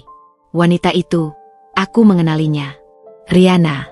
Mantan sekretaris Mama Elsa saat dia masih aktif di yayasannya dulu. Perempuan yang selalu cium tangan dan tersenyum manis setiap acara keluarga. Yang selalu memuji masakan Mama Elsa dengan berlebihan. Foto berikutnya lebih parah. Mereka berdua keluar dari lobi apartemen yang sama yang menjadi tujuan Dendi. Pagi hari. Pakaian mereka sama dengan pakaian di foto kafe kemarin sore. Artinya, aku menggigit bibir, memaksa diriku terus membuka file transkrip percakapan. Ada beberapa cuplikan. Lokasi, telepon, intersepsi sah pada tersangka utama dalam kasus pengancaman. Suara perempuan, Riana, dia masih nggak mau nandatanganinya. Suara laki-laki, Dendi, enggak, keras kepala sekali. Dia malah marah besar. Riana, ya sudah, berarti kita pakai plan B seperti yang Mama Elsa bilang. Buat dia semakin terdesak. Proyek-proyeknya sudah pada bubar, kan? Dendi, iya, tapi aku nggak tega, Ri. Dia terlihat hancur. Riana, tertawa kecil, jangan lemah, sayang. Ingat janji Mama Elsa. Kalau kamu berhasil bikin Olivia menyerah dan menandatangani pembagian aset, kita bisa mulai hidup kita. Apartemen ini cuma awal. Mama bilang ada dana lebih untuk kita buka usaha. Dendi, aku tahu. Tapi rasanya... Riana, Dendi, ini untuk masa depan kita. Kamu mau terus hidup di bawah bayang-bayang dan aturan istrimu? Mama Elsa sudah menjanjikan kebebasan untuk kita. Percakapan itu seperti pukulan bertubi-tubi. Bukan hanya perselingkuhan. Ini perselingkuhan yang direncanakan dan difasilitasi oleh Mama Elsa sendiri. Rupanya, ini semua adalah bagian dari skema besar. Mama Elsa menggunakan Riana sebagai umpan dan alat untuk membuat Dendi sepenuhnya berada di bawah kendalinya. Untuk memisahkanku dari Dendi, dan akhirnya merebut rumah ini. File terakhir adalah hasil pelacakan. Beberapa transfer dana dari rekening Mama Elsa ke rekening Riana dalam beberapa bulan terakhir. Dengan nominal yang cukup besar untuk sewa apartemen mewah dan biaya hidup. Ada juga bukti percakapan WhatsApp antara Mama Elsa dan beberapa teman yang merupakan istri dari klien-klienku, di mana Mama Elsa dengan lancar memfitnah kredibilitas profesionalku. Aku menutup laptop, tanganku gemetar. Bukan karena sedih, tapi karena kemarahan yang begitu murni dan membakar. Selama ini aku mengira Dendi adalah korban tekanan, orang lemah yang terjepit. Ternyata, dia adalah bagian aktif dari konspirasi ini. Dia mungkin awalnya dimanipulasi, tetapi percakapan itu menunjukkan dia sadar dan memilih untuk mengorbankanku demi kebebasan dan janji harta dari ibunya. Ibu terbangun, melihat wajahku. Nak, kenapa kamu pucat sekali? Aku menarik napas dalam-dalam. Ibu, besok kita pulang. Tapi bukan pulang seperti biasa. Aku memegang tangannya. Besok, semuanya akan berakhir. Keesokan harinya, setelah ibu dinyatakan boleh pulang dengan catatan harus bebas stres, aku membawanya pulang. Aku telah mengirim pesan singkat pada Dendi dan Mama Elsa. Ada pertemuan keluarga penting. Ruang tamu. Jam 7 malam. Wajib hadir. Saat kami tiba, suasana rumah terasa seperti sebelum eksekusi. Mama Elsa sudah duduk di singgasananya di sofa utama. Wajahnya penuh kemenangan yang dibayangkan. Mungkin dia pikir aku akhirnya menyerah. Dendi berdiri di dekat jendela, tidak berani menatapku. Aku duduk di kursi tunggal di hadapan mereka, sementara ibu kusuruh beristirahat di kamar atas. Aku letakkan tas kerjaku di sampingku. Kamu mau bicara apa, Olivia? Mulai Mama Elsa, suaranya manis palsu. Akhirnya mau berdiskusi dengan kepala dingin. Aku sudah dingin, Mama. Jawabku datar. Sangat dingin. Setelah semua yang terjadi. Dendi menoleh. Liv, tentang kemarin malam. Aku tidak di sini untuk membahas kemarin malam. Dendi, potongku. Aku mengeluarkan laptop dari tas. Aku di sini untuk membahas rencana kalian. Wajah Mama Elsa berkerut. Rencana? Rencana apa? Aku membalikkan laptop sehingga mereka bisa melihat layarnya. Aku putar sebuah rekaman audio. Suara Riana dan Dendi yang jelas terdengar memenuhi ruangan. Riana, ya sudah, berarti kita pakai plan B seperti yang Mama Elsa bilang. Dendi, Iya, tapi aku nggak tega, Ri. Mama Elsa mendadak pucat. Dendi terkunci seperti patung. Wajahnya berubah dari bingung jadi panik lalu hancur. Aku hentikan rekaman. Cukup? Atau mau aku tunjukkan screenshot transfer dari rekening Mama ke Riana? Atau mungkin percakapan Mama dengan istri Pak Handoko yang membuat suaminya membatalkan proyek hotelnya denganku? Kamu menyadap, teriak Mama Elsa, berdiri. Ini legal, Mama. Dalam rangka mengumpulkan bukti untuk kasus pemerasan, pengancaman, dan persekongkolan merusak nama baik. Aku menatapnya tajam. Dan ternyata, yang kutemukan lebih dari itu. Aku menemukan bahwa Mama bukan hanya ingin mengusir ibuku. Mama ingin menghancurkan pernikahanku, merebut rumahku, dan menjadikan anak Mama sendiri sebagai boneka dalam skema kotor ini. Dendi seperti orang kesurupan. Liv, tunggu. Aku dipaksa. Dia mengancam akan mengusirku dari keluarga. Aku punya rekaman lain, Dendi, potongku, tanpa ampun. Di mana kamu dan Riana tertawa membahas bagaimana menaklukkan si Olivia yang sok kuat. Di mana kamu bilang kamu bosan dengan kehidupanmu yang dikendalikan olehku. Jadi, jangan berpura-pura jadi korban sekarang. Semua topeng akhirnya terlepas. Dendi terpelanting ke sofa, memegang kepalanya, isaknya pecah. Aku bingung. Liv, aku terdesak. Usahaku hancur. Kamu sibuk berperang. Mama menjanjikan jalan keluar. Aku tersesat. Kamu memilih untuk tersesat. Bentakku, suaraku akhirnya meninggi. Dan pilihanmu hampir membunuh ibuku. Mama Elsa, melihat rencananya terbongkar total, berubah taktik. Air matanya tiba-tiba meleleh. Olivia, aku hanya ingin yang terbaik untuk Dendi. Aku melihat kamu tidak cocok untuknya. Kamu terlalu keras. Kamu. Diam. Suaraku menggelegar, membuatnya tercekat. Jangan ada lagi pembenaran. Aku sudah mendengar cukup kebohongan. Sekarang, kalian berdua akan mendengarkan aku. Aku berdiri, menatap mereka bergantian. Besok pagi, Mama Elsa akan mengemasi semua barangnya dan meninggalkan rumah ini. Untuk selamanya. Kamu punya apartemen lain, gunakan itu. Kamu tidak bisa mengusirku, geramnya. Bisa. Dan akan kulakukan dengan bantuan polisi jika perlu. Bukti-bukti pemerasan dan ancaman ini sudah cukup untuk membuatmu berurusan dengan hukum. Pilihan ada padamu. Pergi dengan tenang, atau pergi dengan catatan pidana. Dia terdiam, napasnya memburu, tetapi tidak bisa membantah lagi.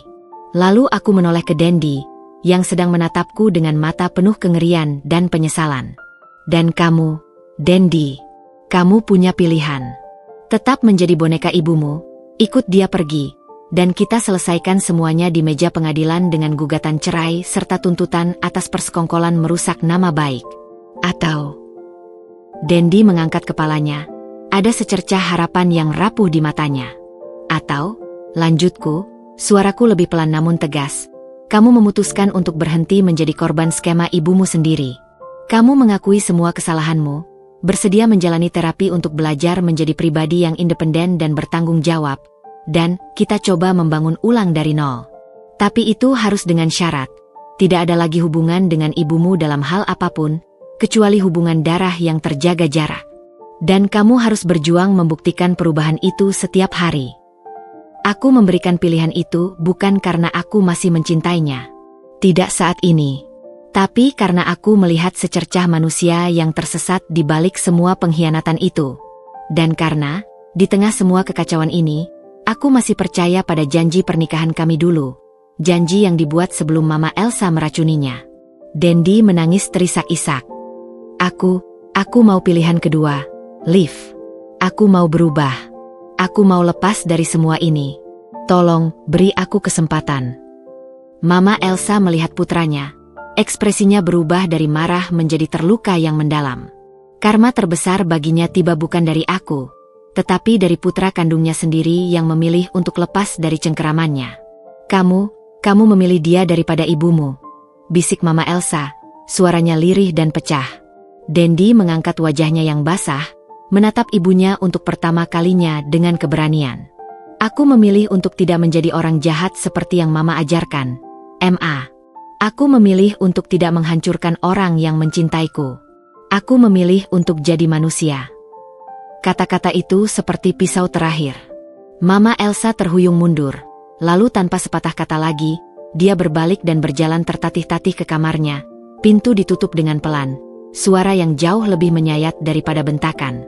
Kebenaran yang pahit itu akhirnya terungkap seluruhnya. Di ruang tamu yang sunyi itu, yang tersisa adalah seorang suami yang hancur dan menyesal, serta seorang istri yang terlalu lelah untuk merasakan kemenangan. Kemenangan terasa hampa.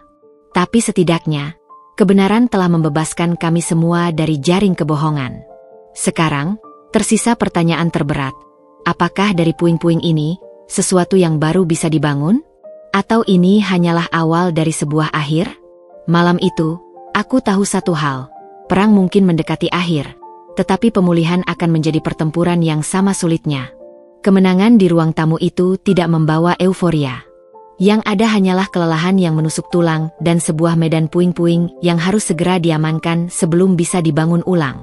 Dendi masih tergeletak di sofa. Tubuhnya terguncang oleh isak tangis yang tak henti. Mama Elsa telah mengunci diri di kamarnya. Aku, dengan sisa tenaga yang kukumpulkan, pergi ke kamar ibu untuk memastikan dia baik-baik. Dia terbangun, mendengar suara tangis Dendi, dan hanya menggeleng pelan. Ibu akan tidur. Nak, kamu urus saja, bisiknya, memejamkan mata. Dia sudah terlalu tua untuk terlibat lebih jauh. Kembali ke ruang tamu. Aku berdiri di hadapan Dendi yang remuk. Kamu tidak tidur di sini malam ini, kataku, suaraku datar.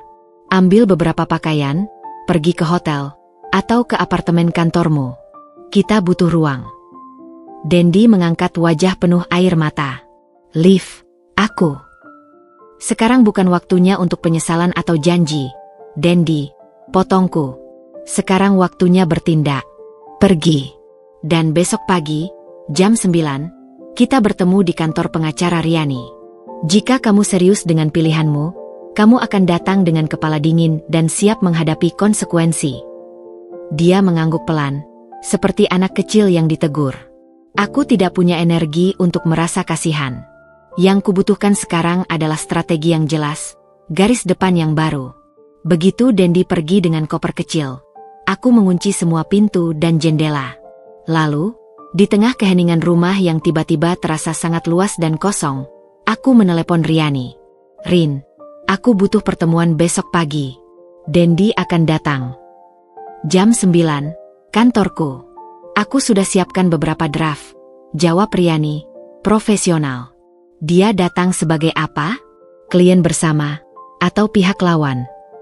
Sebagai pihak yang bersedia bekerja sama untuk solusi. Tapi siapkan juga skenario terburuk. Aku menarik napas. Dan Rin, aku juga perlu kamu siapkan surat pernyataan dan dokumen untuk Mama Elsa. Dia harus pergi besok siang, atau kita proses hukum. Siap. Bukti-bukti dari Pak Gunawan sudah kuat. Dia tidak punya banyak tawar. Malam itu, aku tidak tidur. Aku duduk di ruang kerjaku, laptop terbuka, memilah-milah semua bukti yang dikumpulkan Pak Gunawan. Foto, transkrip, bukti transfer. Semuanya rapi, dingin, dan sangat telak. Aku juga mulai merancang langkah-langkah untuk memulihkan karierku. Daftar klien yang hilang beserta kemungkinan kontaknya kembali, portofolio baru yang lebih agresif akan dipasarkan ke platform internasional, dan bahkan rencana membuka kursus online untuk desain interior, membuat income stream yang tidak bergantung pada jaringan sosial Jakarta. Ini bukan lagi tentang bertahan. Ini tentang membangun kekuatan baru dari reruntuhan. Pukul 8 pagi, aku sudah mandi dan berpakaian rapi. Ibu juga sudah bangun, dan kuberitahu rencanaku. Ibu di rumah saja dengan asisten. Jangan buka pintu untuk siapapun, terutama untuk Mama Elsa. Kalau dia mengganggu, telepon aku dan telepon polisi sekaligus. Ibu memegang tanganku. Hati-hati. Nak, hukum itu seperti pisau. Bisa melindungi, tapi juga bisa melukai kalau salah pegang. Aku akan pegang yang benar, Bu. Kantor Riani yang minimalis dan ber-AC dingin terasa seperti ruang operasi. Dendi sudah ada di sana, duduk dengan kaku, matanya bengkak. Dia seperti kehilangan 10 kilogram dalam semalam. Riani menyambut kami dengan formal, tanpa basa-basi. "Mari kita mulai," katanya, membuka file tebal. "Olivia sudah memberikan semua bukti. Kita punya beberapa opsi." Dia menjelaskan dengan gamblang. Opsi pertama, gugatan cerai dengan dakwaan perselingkuhan dan persekongkolan merusak harta bersama, reputasi dan income Olivia. Dengan bukti ini, Dendi bisa kehilangan banyak haknya. Opsi kedua, rekonsiliasi dengan perjanjian pra-perceraian, post-nup, yang sangat ketat, mencakup pembatasan hubungan dengan Mama Elsa, terapi individu dan pasangan, serta pengakuan penuh bahwa rumah adalah aset pranikah Olivia yang tak tersentuh. Opsi ketiga, Dendi setuju untuk semua tuntutan Olivia termasuk meninggalkan rumah untuk sementara, tanpa proses cerai dulu, sebagai masa percobaan. "Aku pilih opsi 2, kata Dendi segera, suaranya serak. "Aku mau perjanjian apa saja. Aku akan ikut terapi. Aku akan potong hubungan dengan Mama. Aku janji." Riani memandangku. "Olivia." Aku memandang Dendi. Di matanya ada keputusasaan, tetapi juga sebuah tekad baru yang rapuh. Aku ingat kata-katanya tadi malam. "Aku memilih untuk jadi manusia." Opsi 2, ku katakan. Tapi dengan tambahan klausul, semua biaya terapi dan konseling dibayar oleh Dendi dari uang pribadinya, bukan dari usaha kami yang gabung. Dan ada klausul zero tolerance untuk setiap bentuk komunikasi tersembunyi dengan Mama Elsa atau Riana. Jika melanggar sekali saja, perjanjian ini langsung beralih ke opsi 1, yaitu gugatan cerai dengan segala konsekuensinya. Dendi mengangguk, seperti orang yang haus menerima air. "Setuju. Aku setuju semua." "Baik," kata Riani, mengetik dengan cepat. "Saya akan siapkan draftnya hari ini juga untuk ditandatangani di hadapan notaris. Sekarang, untuk pihak Mama Elsa." Dia membuka file lain.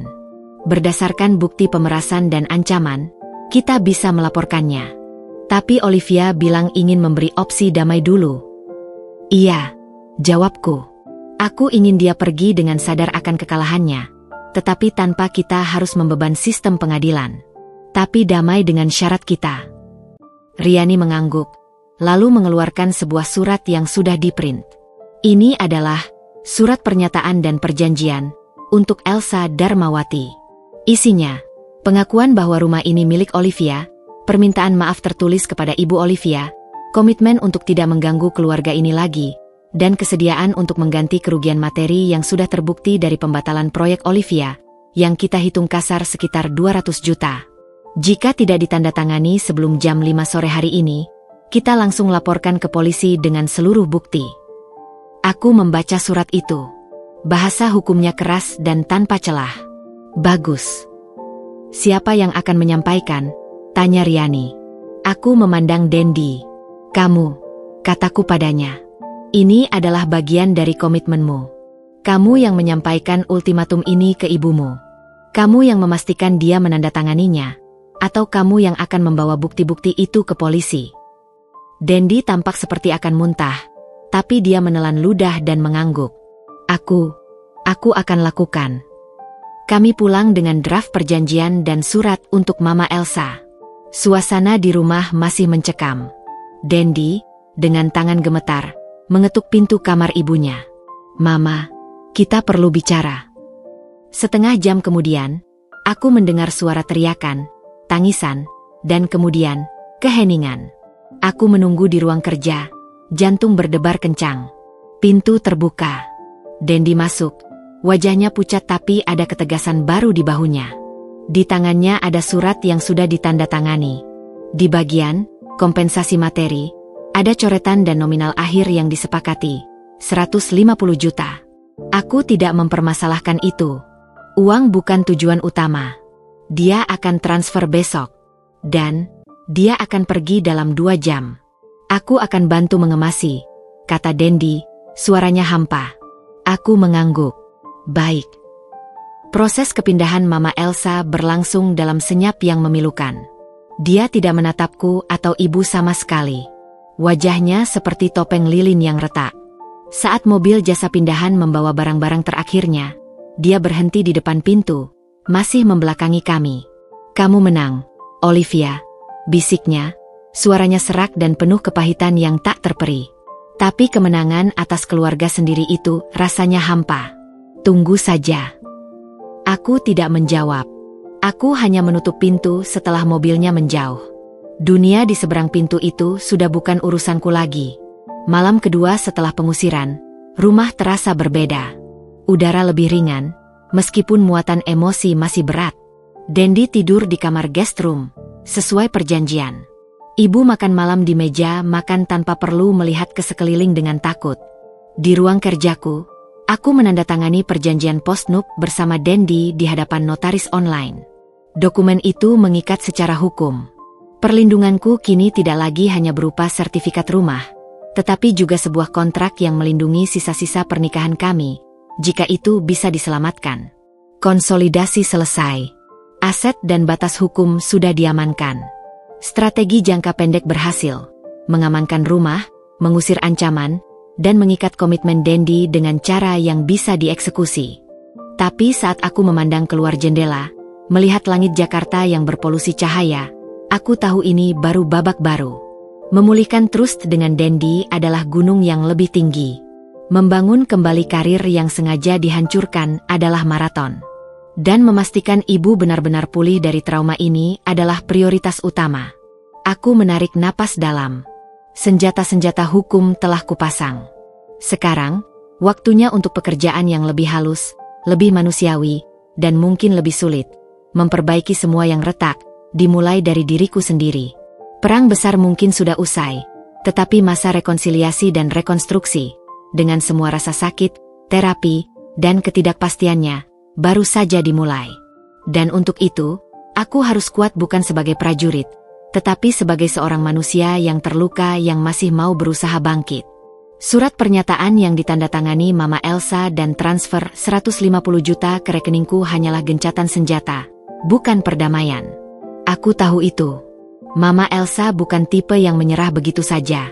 Selama seminggu setelah kepergiannya, aku masih merasa waspada, seperti menunggu serangan balik yang tak kunjung datang. Tapi kemudian, aku sadar, serangannya mungkin tidak lagi langsung ke kami. Dia sedang menjilati luka sambil menyusun strategi baru. Sementara itu, hidup di rumah mulai berdenyut dengan ritme baru yang masih kaku. Dendi setia mengikuti jadwal terapi psikologisnya 2 kali seminggu. Pertemuan pertama kami dengan konselor pernikahan, Bu Sari, berlangsung canggung dan penuh air mata. Dendi mengurai pengakuan yang lebih dalam, tentang betapa ia merasa kecil di bawah pencapaianku, tentang racun inferioritas yang ditanamkan Mama Elsa sejak kecil. "Kamu harus punya istri yang nurut, jangan seperti bapamu yang dikuasai istri," dan tentang godaan untuk mencari pelarian mudah saat tertekan.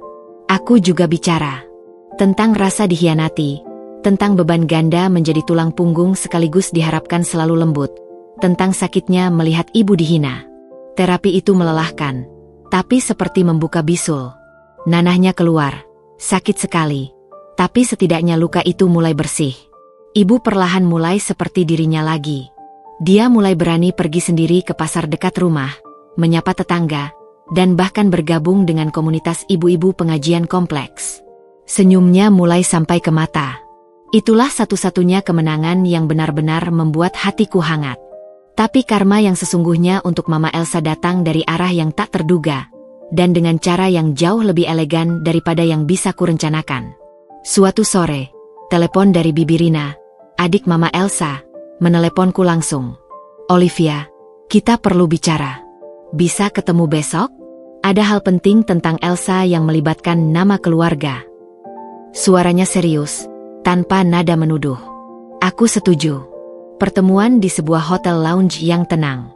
Bibi Rina datang bersama suaminya, Om Hadi, yang adalah seorang pengusaha sukses sekaligus kepala keluarga besar dari pihak mereka. "Terima kasih sudah datang, Olivia," kata Bibi Rina, langsung ke pokok. "Kami sudah tahu semua yang terjadi. Dan kami minta maaf, sebagai keluarga, atas perbuatan kakak saya."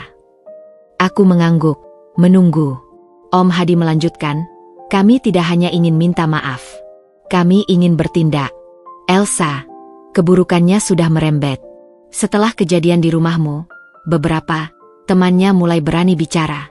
Rupanya, dia punya kebiasaan meminjam uang tanpa berniat mengembalikan, dengan alasan, buat Dendi, atau buat yayasan.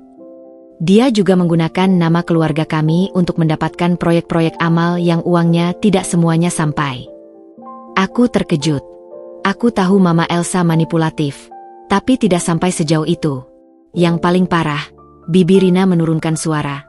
Dia terlibat dengan calo proyek di pemerintahan daerah, mengatasnamakan suami almarhumnya yang dulu pejabat. Itu sangat berisiko dan bisa menyeret nama keluarga besar kami ke masalah hukum. Jadi, apa yang akan Bibi dan Om lakukan? Tanyaku. Kami akan mengadakan pertemuan keluarga besar, kata Om Hadi tegas. Dengan semua bukti yang sudah kami kumpulkan diam-diam. Dan kami ingin kamu dan Dendi hadir. Kami ingin semua transparan. Kami ingin Elsa bertanggung jawab, bukan hanya di depan kamu, tapi di depan seluruh keluarga. Dan, kami ingin dia menjalani konsekuensi keluarga sebelum hukum yang mungkin menyusul.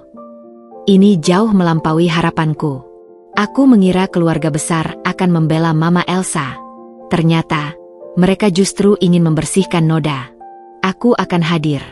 Dan aku akan bawa semua bukti yang aku punya tentang upayanya merusak karir dan keluarga kami, kataku. Tapi, Dendi harus hadir, kata Bibi Rina lembut tapi tegas. Ini juga untuk kebaikannya, agar dia melihat sepenuhnya, dan bisa benar-benar memutuskan untuk berdiri di sisi yang benar. Malamnya, kubicarkan pada Dendi. Wajahnya pucat, tapi dia mengangguk. Aku akan datang. Aku sudah janji untuk tidak lari lagi. Pertemuan keluarga diadakan di ruang pertemuan sebuah klub eksklusif. Suasana hikmat dan tegang. Hampir semua paman, bibi, dan sepupu dewasa dari pihak almarhum ayah Dendi hadir. Mama Elsa duduk di satu sisi meja panjang, sendiri. Dia terlihat lebih tua, lebih kecil, tapi matanya masih berapi-api dengan kesombongan yang tersisa. Om Hadi memimpin pertemuan.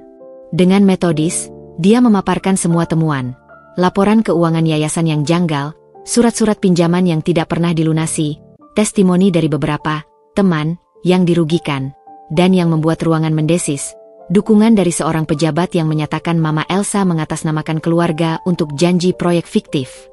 Wajah Mama Elsa berubah dari merah marah menjadi pucat pasi. Dia menyangkal, membantah, menyalahkan orang lain. Tapi bukti-bukti terlalu banyak. Lalu, giliranku. Aku berdiri. Aku tidak banyak bicara. Aku hanya menyerahkan salinan file dari Pak Gunawan kepada Om Hadi, yang kemudian menayangkannya di layar proyektor. Foto Dendi dan Riana, transkrip percakapan tentang Plan B, bukti transfer dari Mama Elsa ke Riana, dan screenshot percakapan Mama Elsa merusak reputasiku. Suara gemuruh makin keras. Aku juga memperdengarkan potongan rekaman, yang legal, di mana Mama Elsa berkata, buat dia terdesak, biar Dendi akhirnya memilih kita. Ruang itu sunyi senyap. Semua mata tertuju pada Mama Elsa yang kini seperti tikus terjepit. Bibi Rina memandangnya dengan sedih dan jijik. Jadi benar, Els. Kamu tidak hanya merusak dari luar. Kamu merusak dari dalam. Merusak rumah tangga anakmu sendiri. Lalu, giliran Dendi. Dengan suara bergetar namun jelas, dia berkata, saya adalah korban sekaligus pelaku dalam skema ini. Saya yang lemah. Saya yang tergoda. Tapi saya di sini bukan untuk minta dikasihani. Saya di sini untuk mengatakan bahwa semua yang Olivia paparkan itu benar. Dan saya minta maaf pada keluarga, terutama pada Olivia dan ibunya. Dia menunduk dalam-dalam. Keterus-terangannya yang pahit itu menghantam lebih keras daripada pembelaan apapun. Mama Elsa melihat putranya berdiri di seberangnya. Dalam tatapannya ada pengkhianatan terakhir, yang paling menyakitkan. Seluruh pertahanannya runtuh. Om Hadi kemudian menyampaikan keputusan keluarga. 1. Mama Elsa dicabut dari semua posisi di yayasan keluarga dan kegiatan sosial keluarga. 2. Keluarga akan mengawasi dan melaporkan aktivitas finansialnya yang mencurigakan. 3. Dia harus mengembalikan semua pinjaman yang tidak jelas dalam waktu 6 bulan, dengan pengawasan keluarga. 4. Keluarga secara resmi mendukung Olivia dan Dandy, dan menyatakan bahwa rumah adalah milik Olivia sepenuhnya. 5. Jika Mama Elsa melanggar lagi atau terlibat masalah hukum, keluarga tidak akan membelanya. Ini adalah pengucilan total. Karma sosial terakhirnya. Dia kehilangan bukan hanya rumahku, tapi juga tempatnya dalam keluarga besar, jaringan sosialnya, dan yang terpenting, wajahnya. Dia tidak berkata apa-apa saat keputusan dibacakan. Air mata mengalir deras di wajahnya, tapi kali ini bukan air mata kemarahan, melainkan air mata kehancuran total. Semua yang dia bangun, reputasi, pengaruh, kendali, runtuh berantakan di depan matanya, di hadapan orang-orang yang paling dia ingin taklukkan. Pulang dari pertemuan itu, Dandy diam sepanjang perjalanan. Tangisnya sudah kering.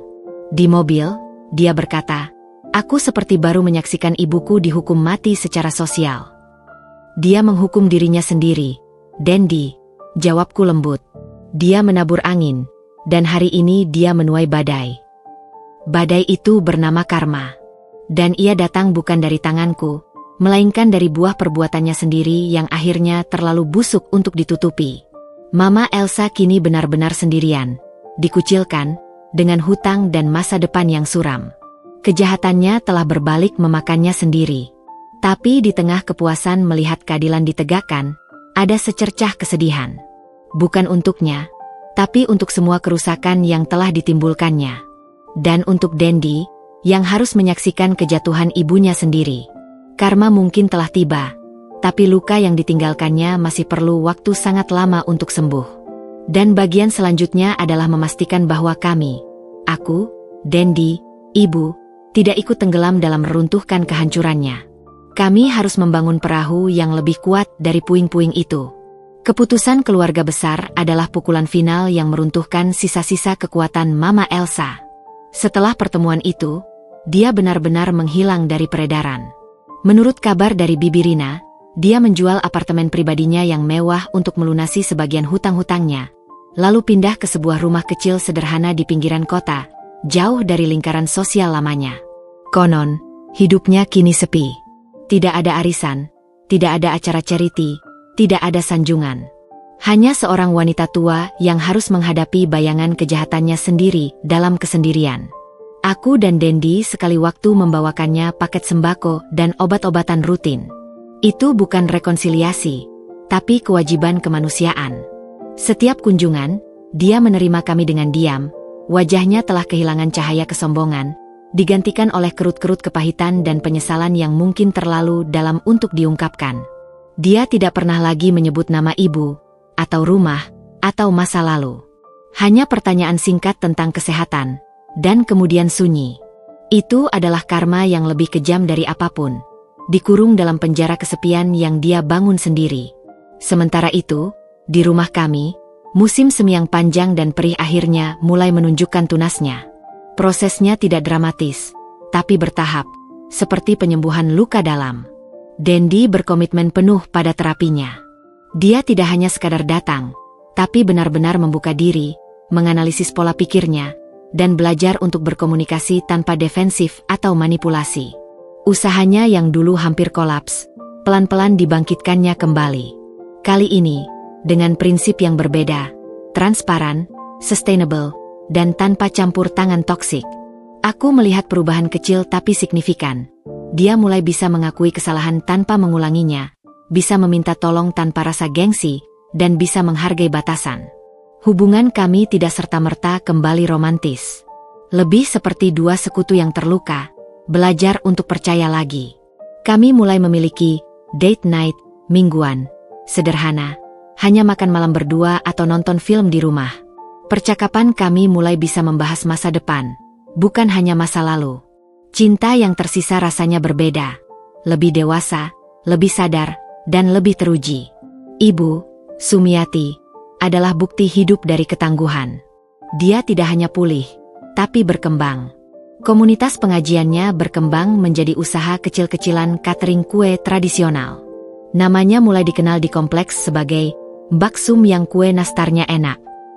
Suatu hari, dia bahkan mendatangi sebuah acara arisan di klub yang dulu menjadi domain Mama Elsa, diundang oleh salah satu anggota yang mengenalnya dari pengajian.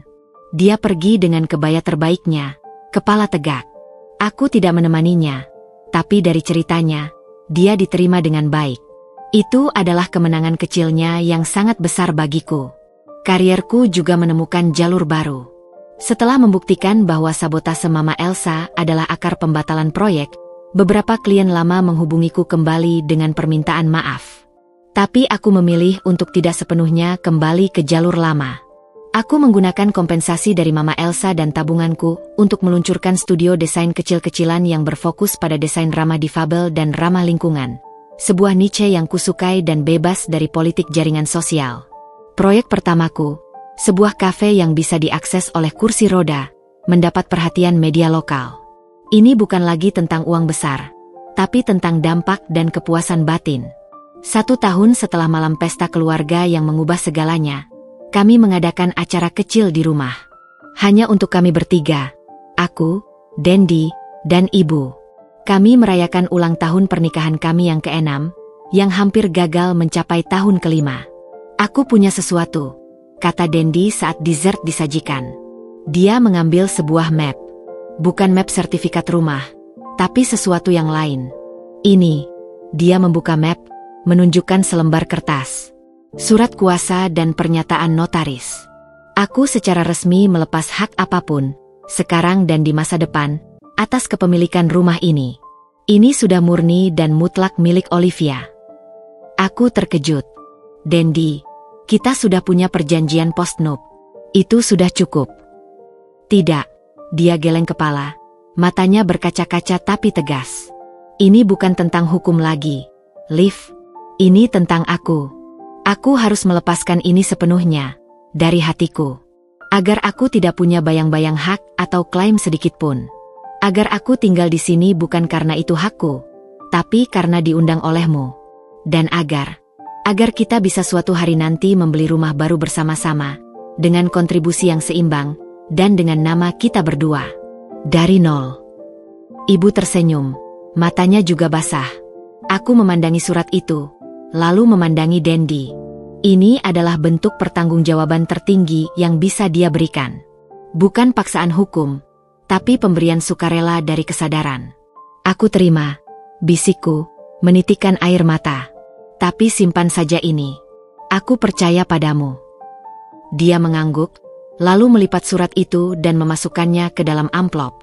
Aku akan simpan di brankas. Sebagai pengingat untukku sendiri. Malam itu, setelah ibu tidur, aku dan Dendi duduk di teras belakang. Udara malam sejuk. Aku tidak bisa membayangkan setahun yang lalu, kita akan bisa duduk seperti ini, katanya. Aku juga, jawabku, memegang tangannya. Tapi kita berhasil. Berkat kekuatanmu. Bukan. Berkat keputusan kita untuk tidak menyerah, dan untuk memilih memperbaiki. Kami diam sesaat, menikmati kedamaian yang telah diperjuangkan begitu keras. Apa kamu pikir dia bahagia sekarang? Tanya Dendi tiba-tiba, suaranya lirih. Aku tahu yang dia maksud. Mama Elsa. Aku tidak tahu. Tapi bahagia atau tidak, itu pilihannya sekarang. Seperti kita dulu punya pilihan. Dia memilih jalannya, kita memilih jalan kita. Dendi mengangguk. Aku masih menjenguknya bulan depan. Tapi, hanya sebagai anak, bukan sebagai penyelamat atau sandaran. Itu cukup, kataku. Beberapa bulan kemudian, di studio kecilku, aku menerima telepon dari seorang developer ternama. Mereka tertarik dengan konsep desinklusifku dan menawarkanku proyek besar, merancang hunian bagi lansia yang mandiri. Saat sedang membahas kontrak, mataku tertuju pada sertifikat rumah yang kuframing dan kutempel diam-diam di dinding belakang mejaku.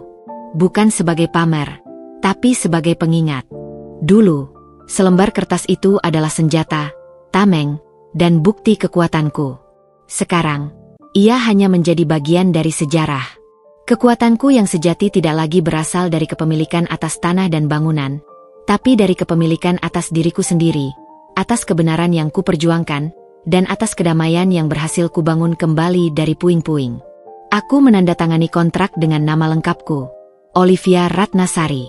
Dengan percaya diri, tanpa perlu lagi membuktikan apapun pada siapapun. Rumahku tetap menjadi istanaku, tapi kini istana itu memiliki jendela-jendela yang terbuka, dipenuhi tawa ibu, dan langkah kaki seorang suami yang telah menemukan jalannya pulang. Dan aku, di tengah semua itu, akhirnya bisa benar-benar beristirahat dalam sebuah kebenaran sederhana. Aku cukup. Perjuanganku cukup. Dan hidup yang kubangun dengan susah payah ini, akhirnya, benar-benar milikku.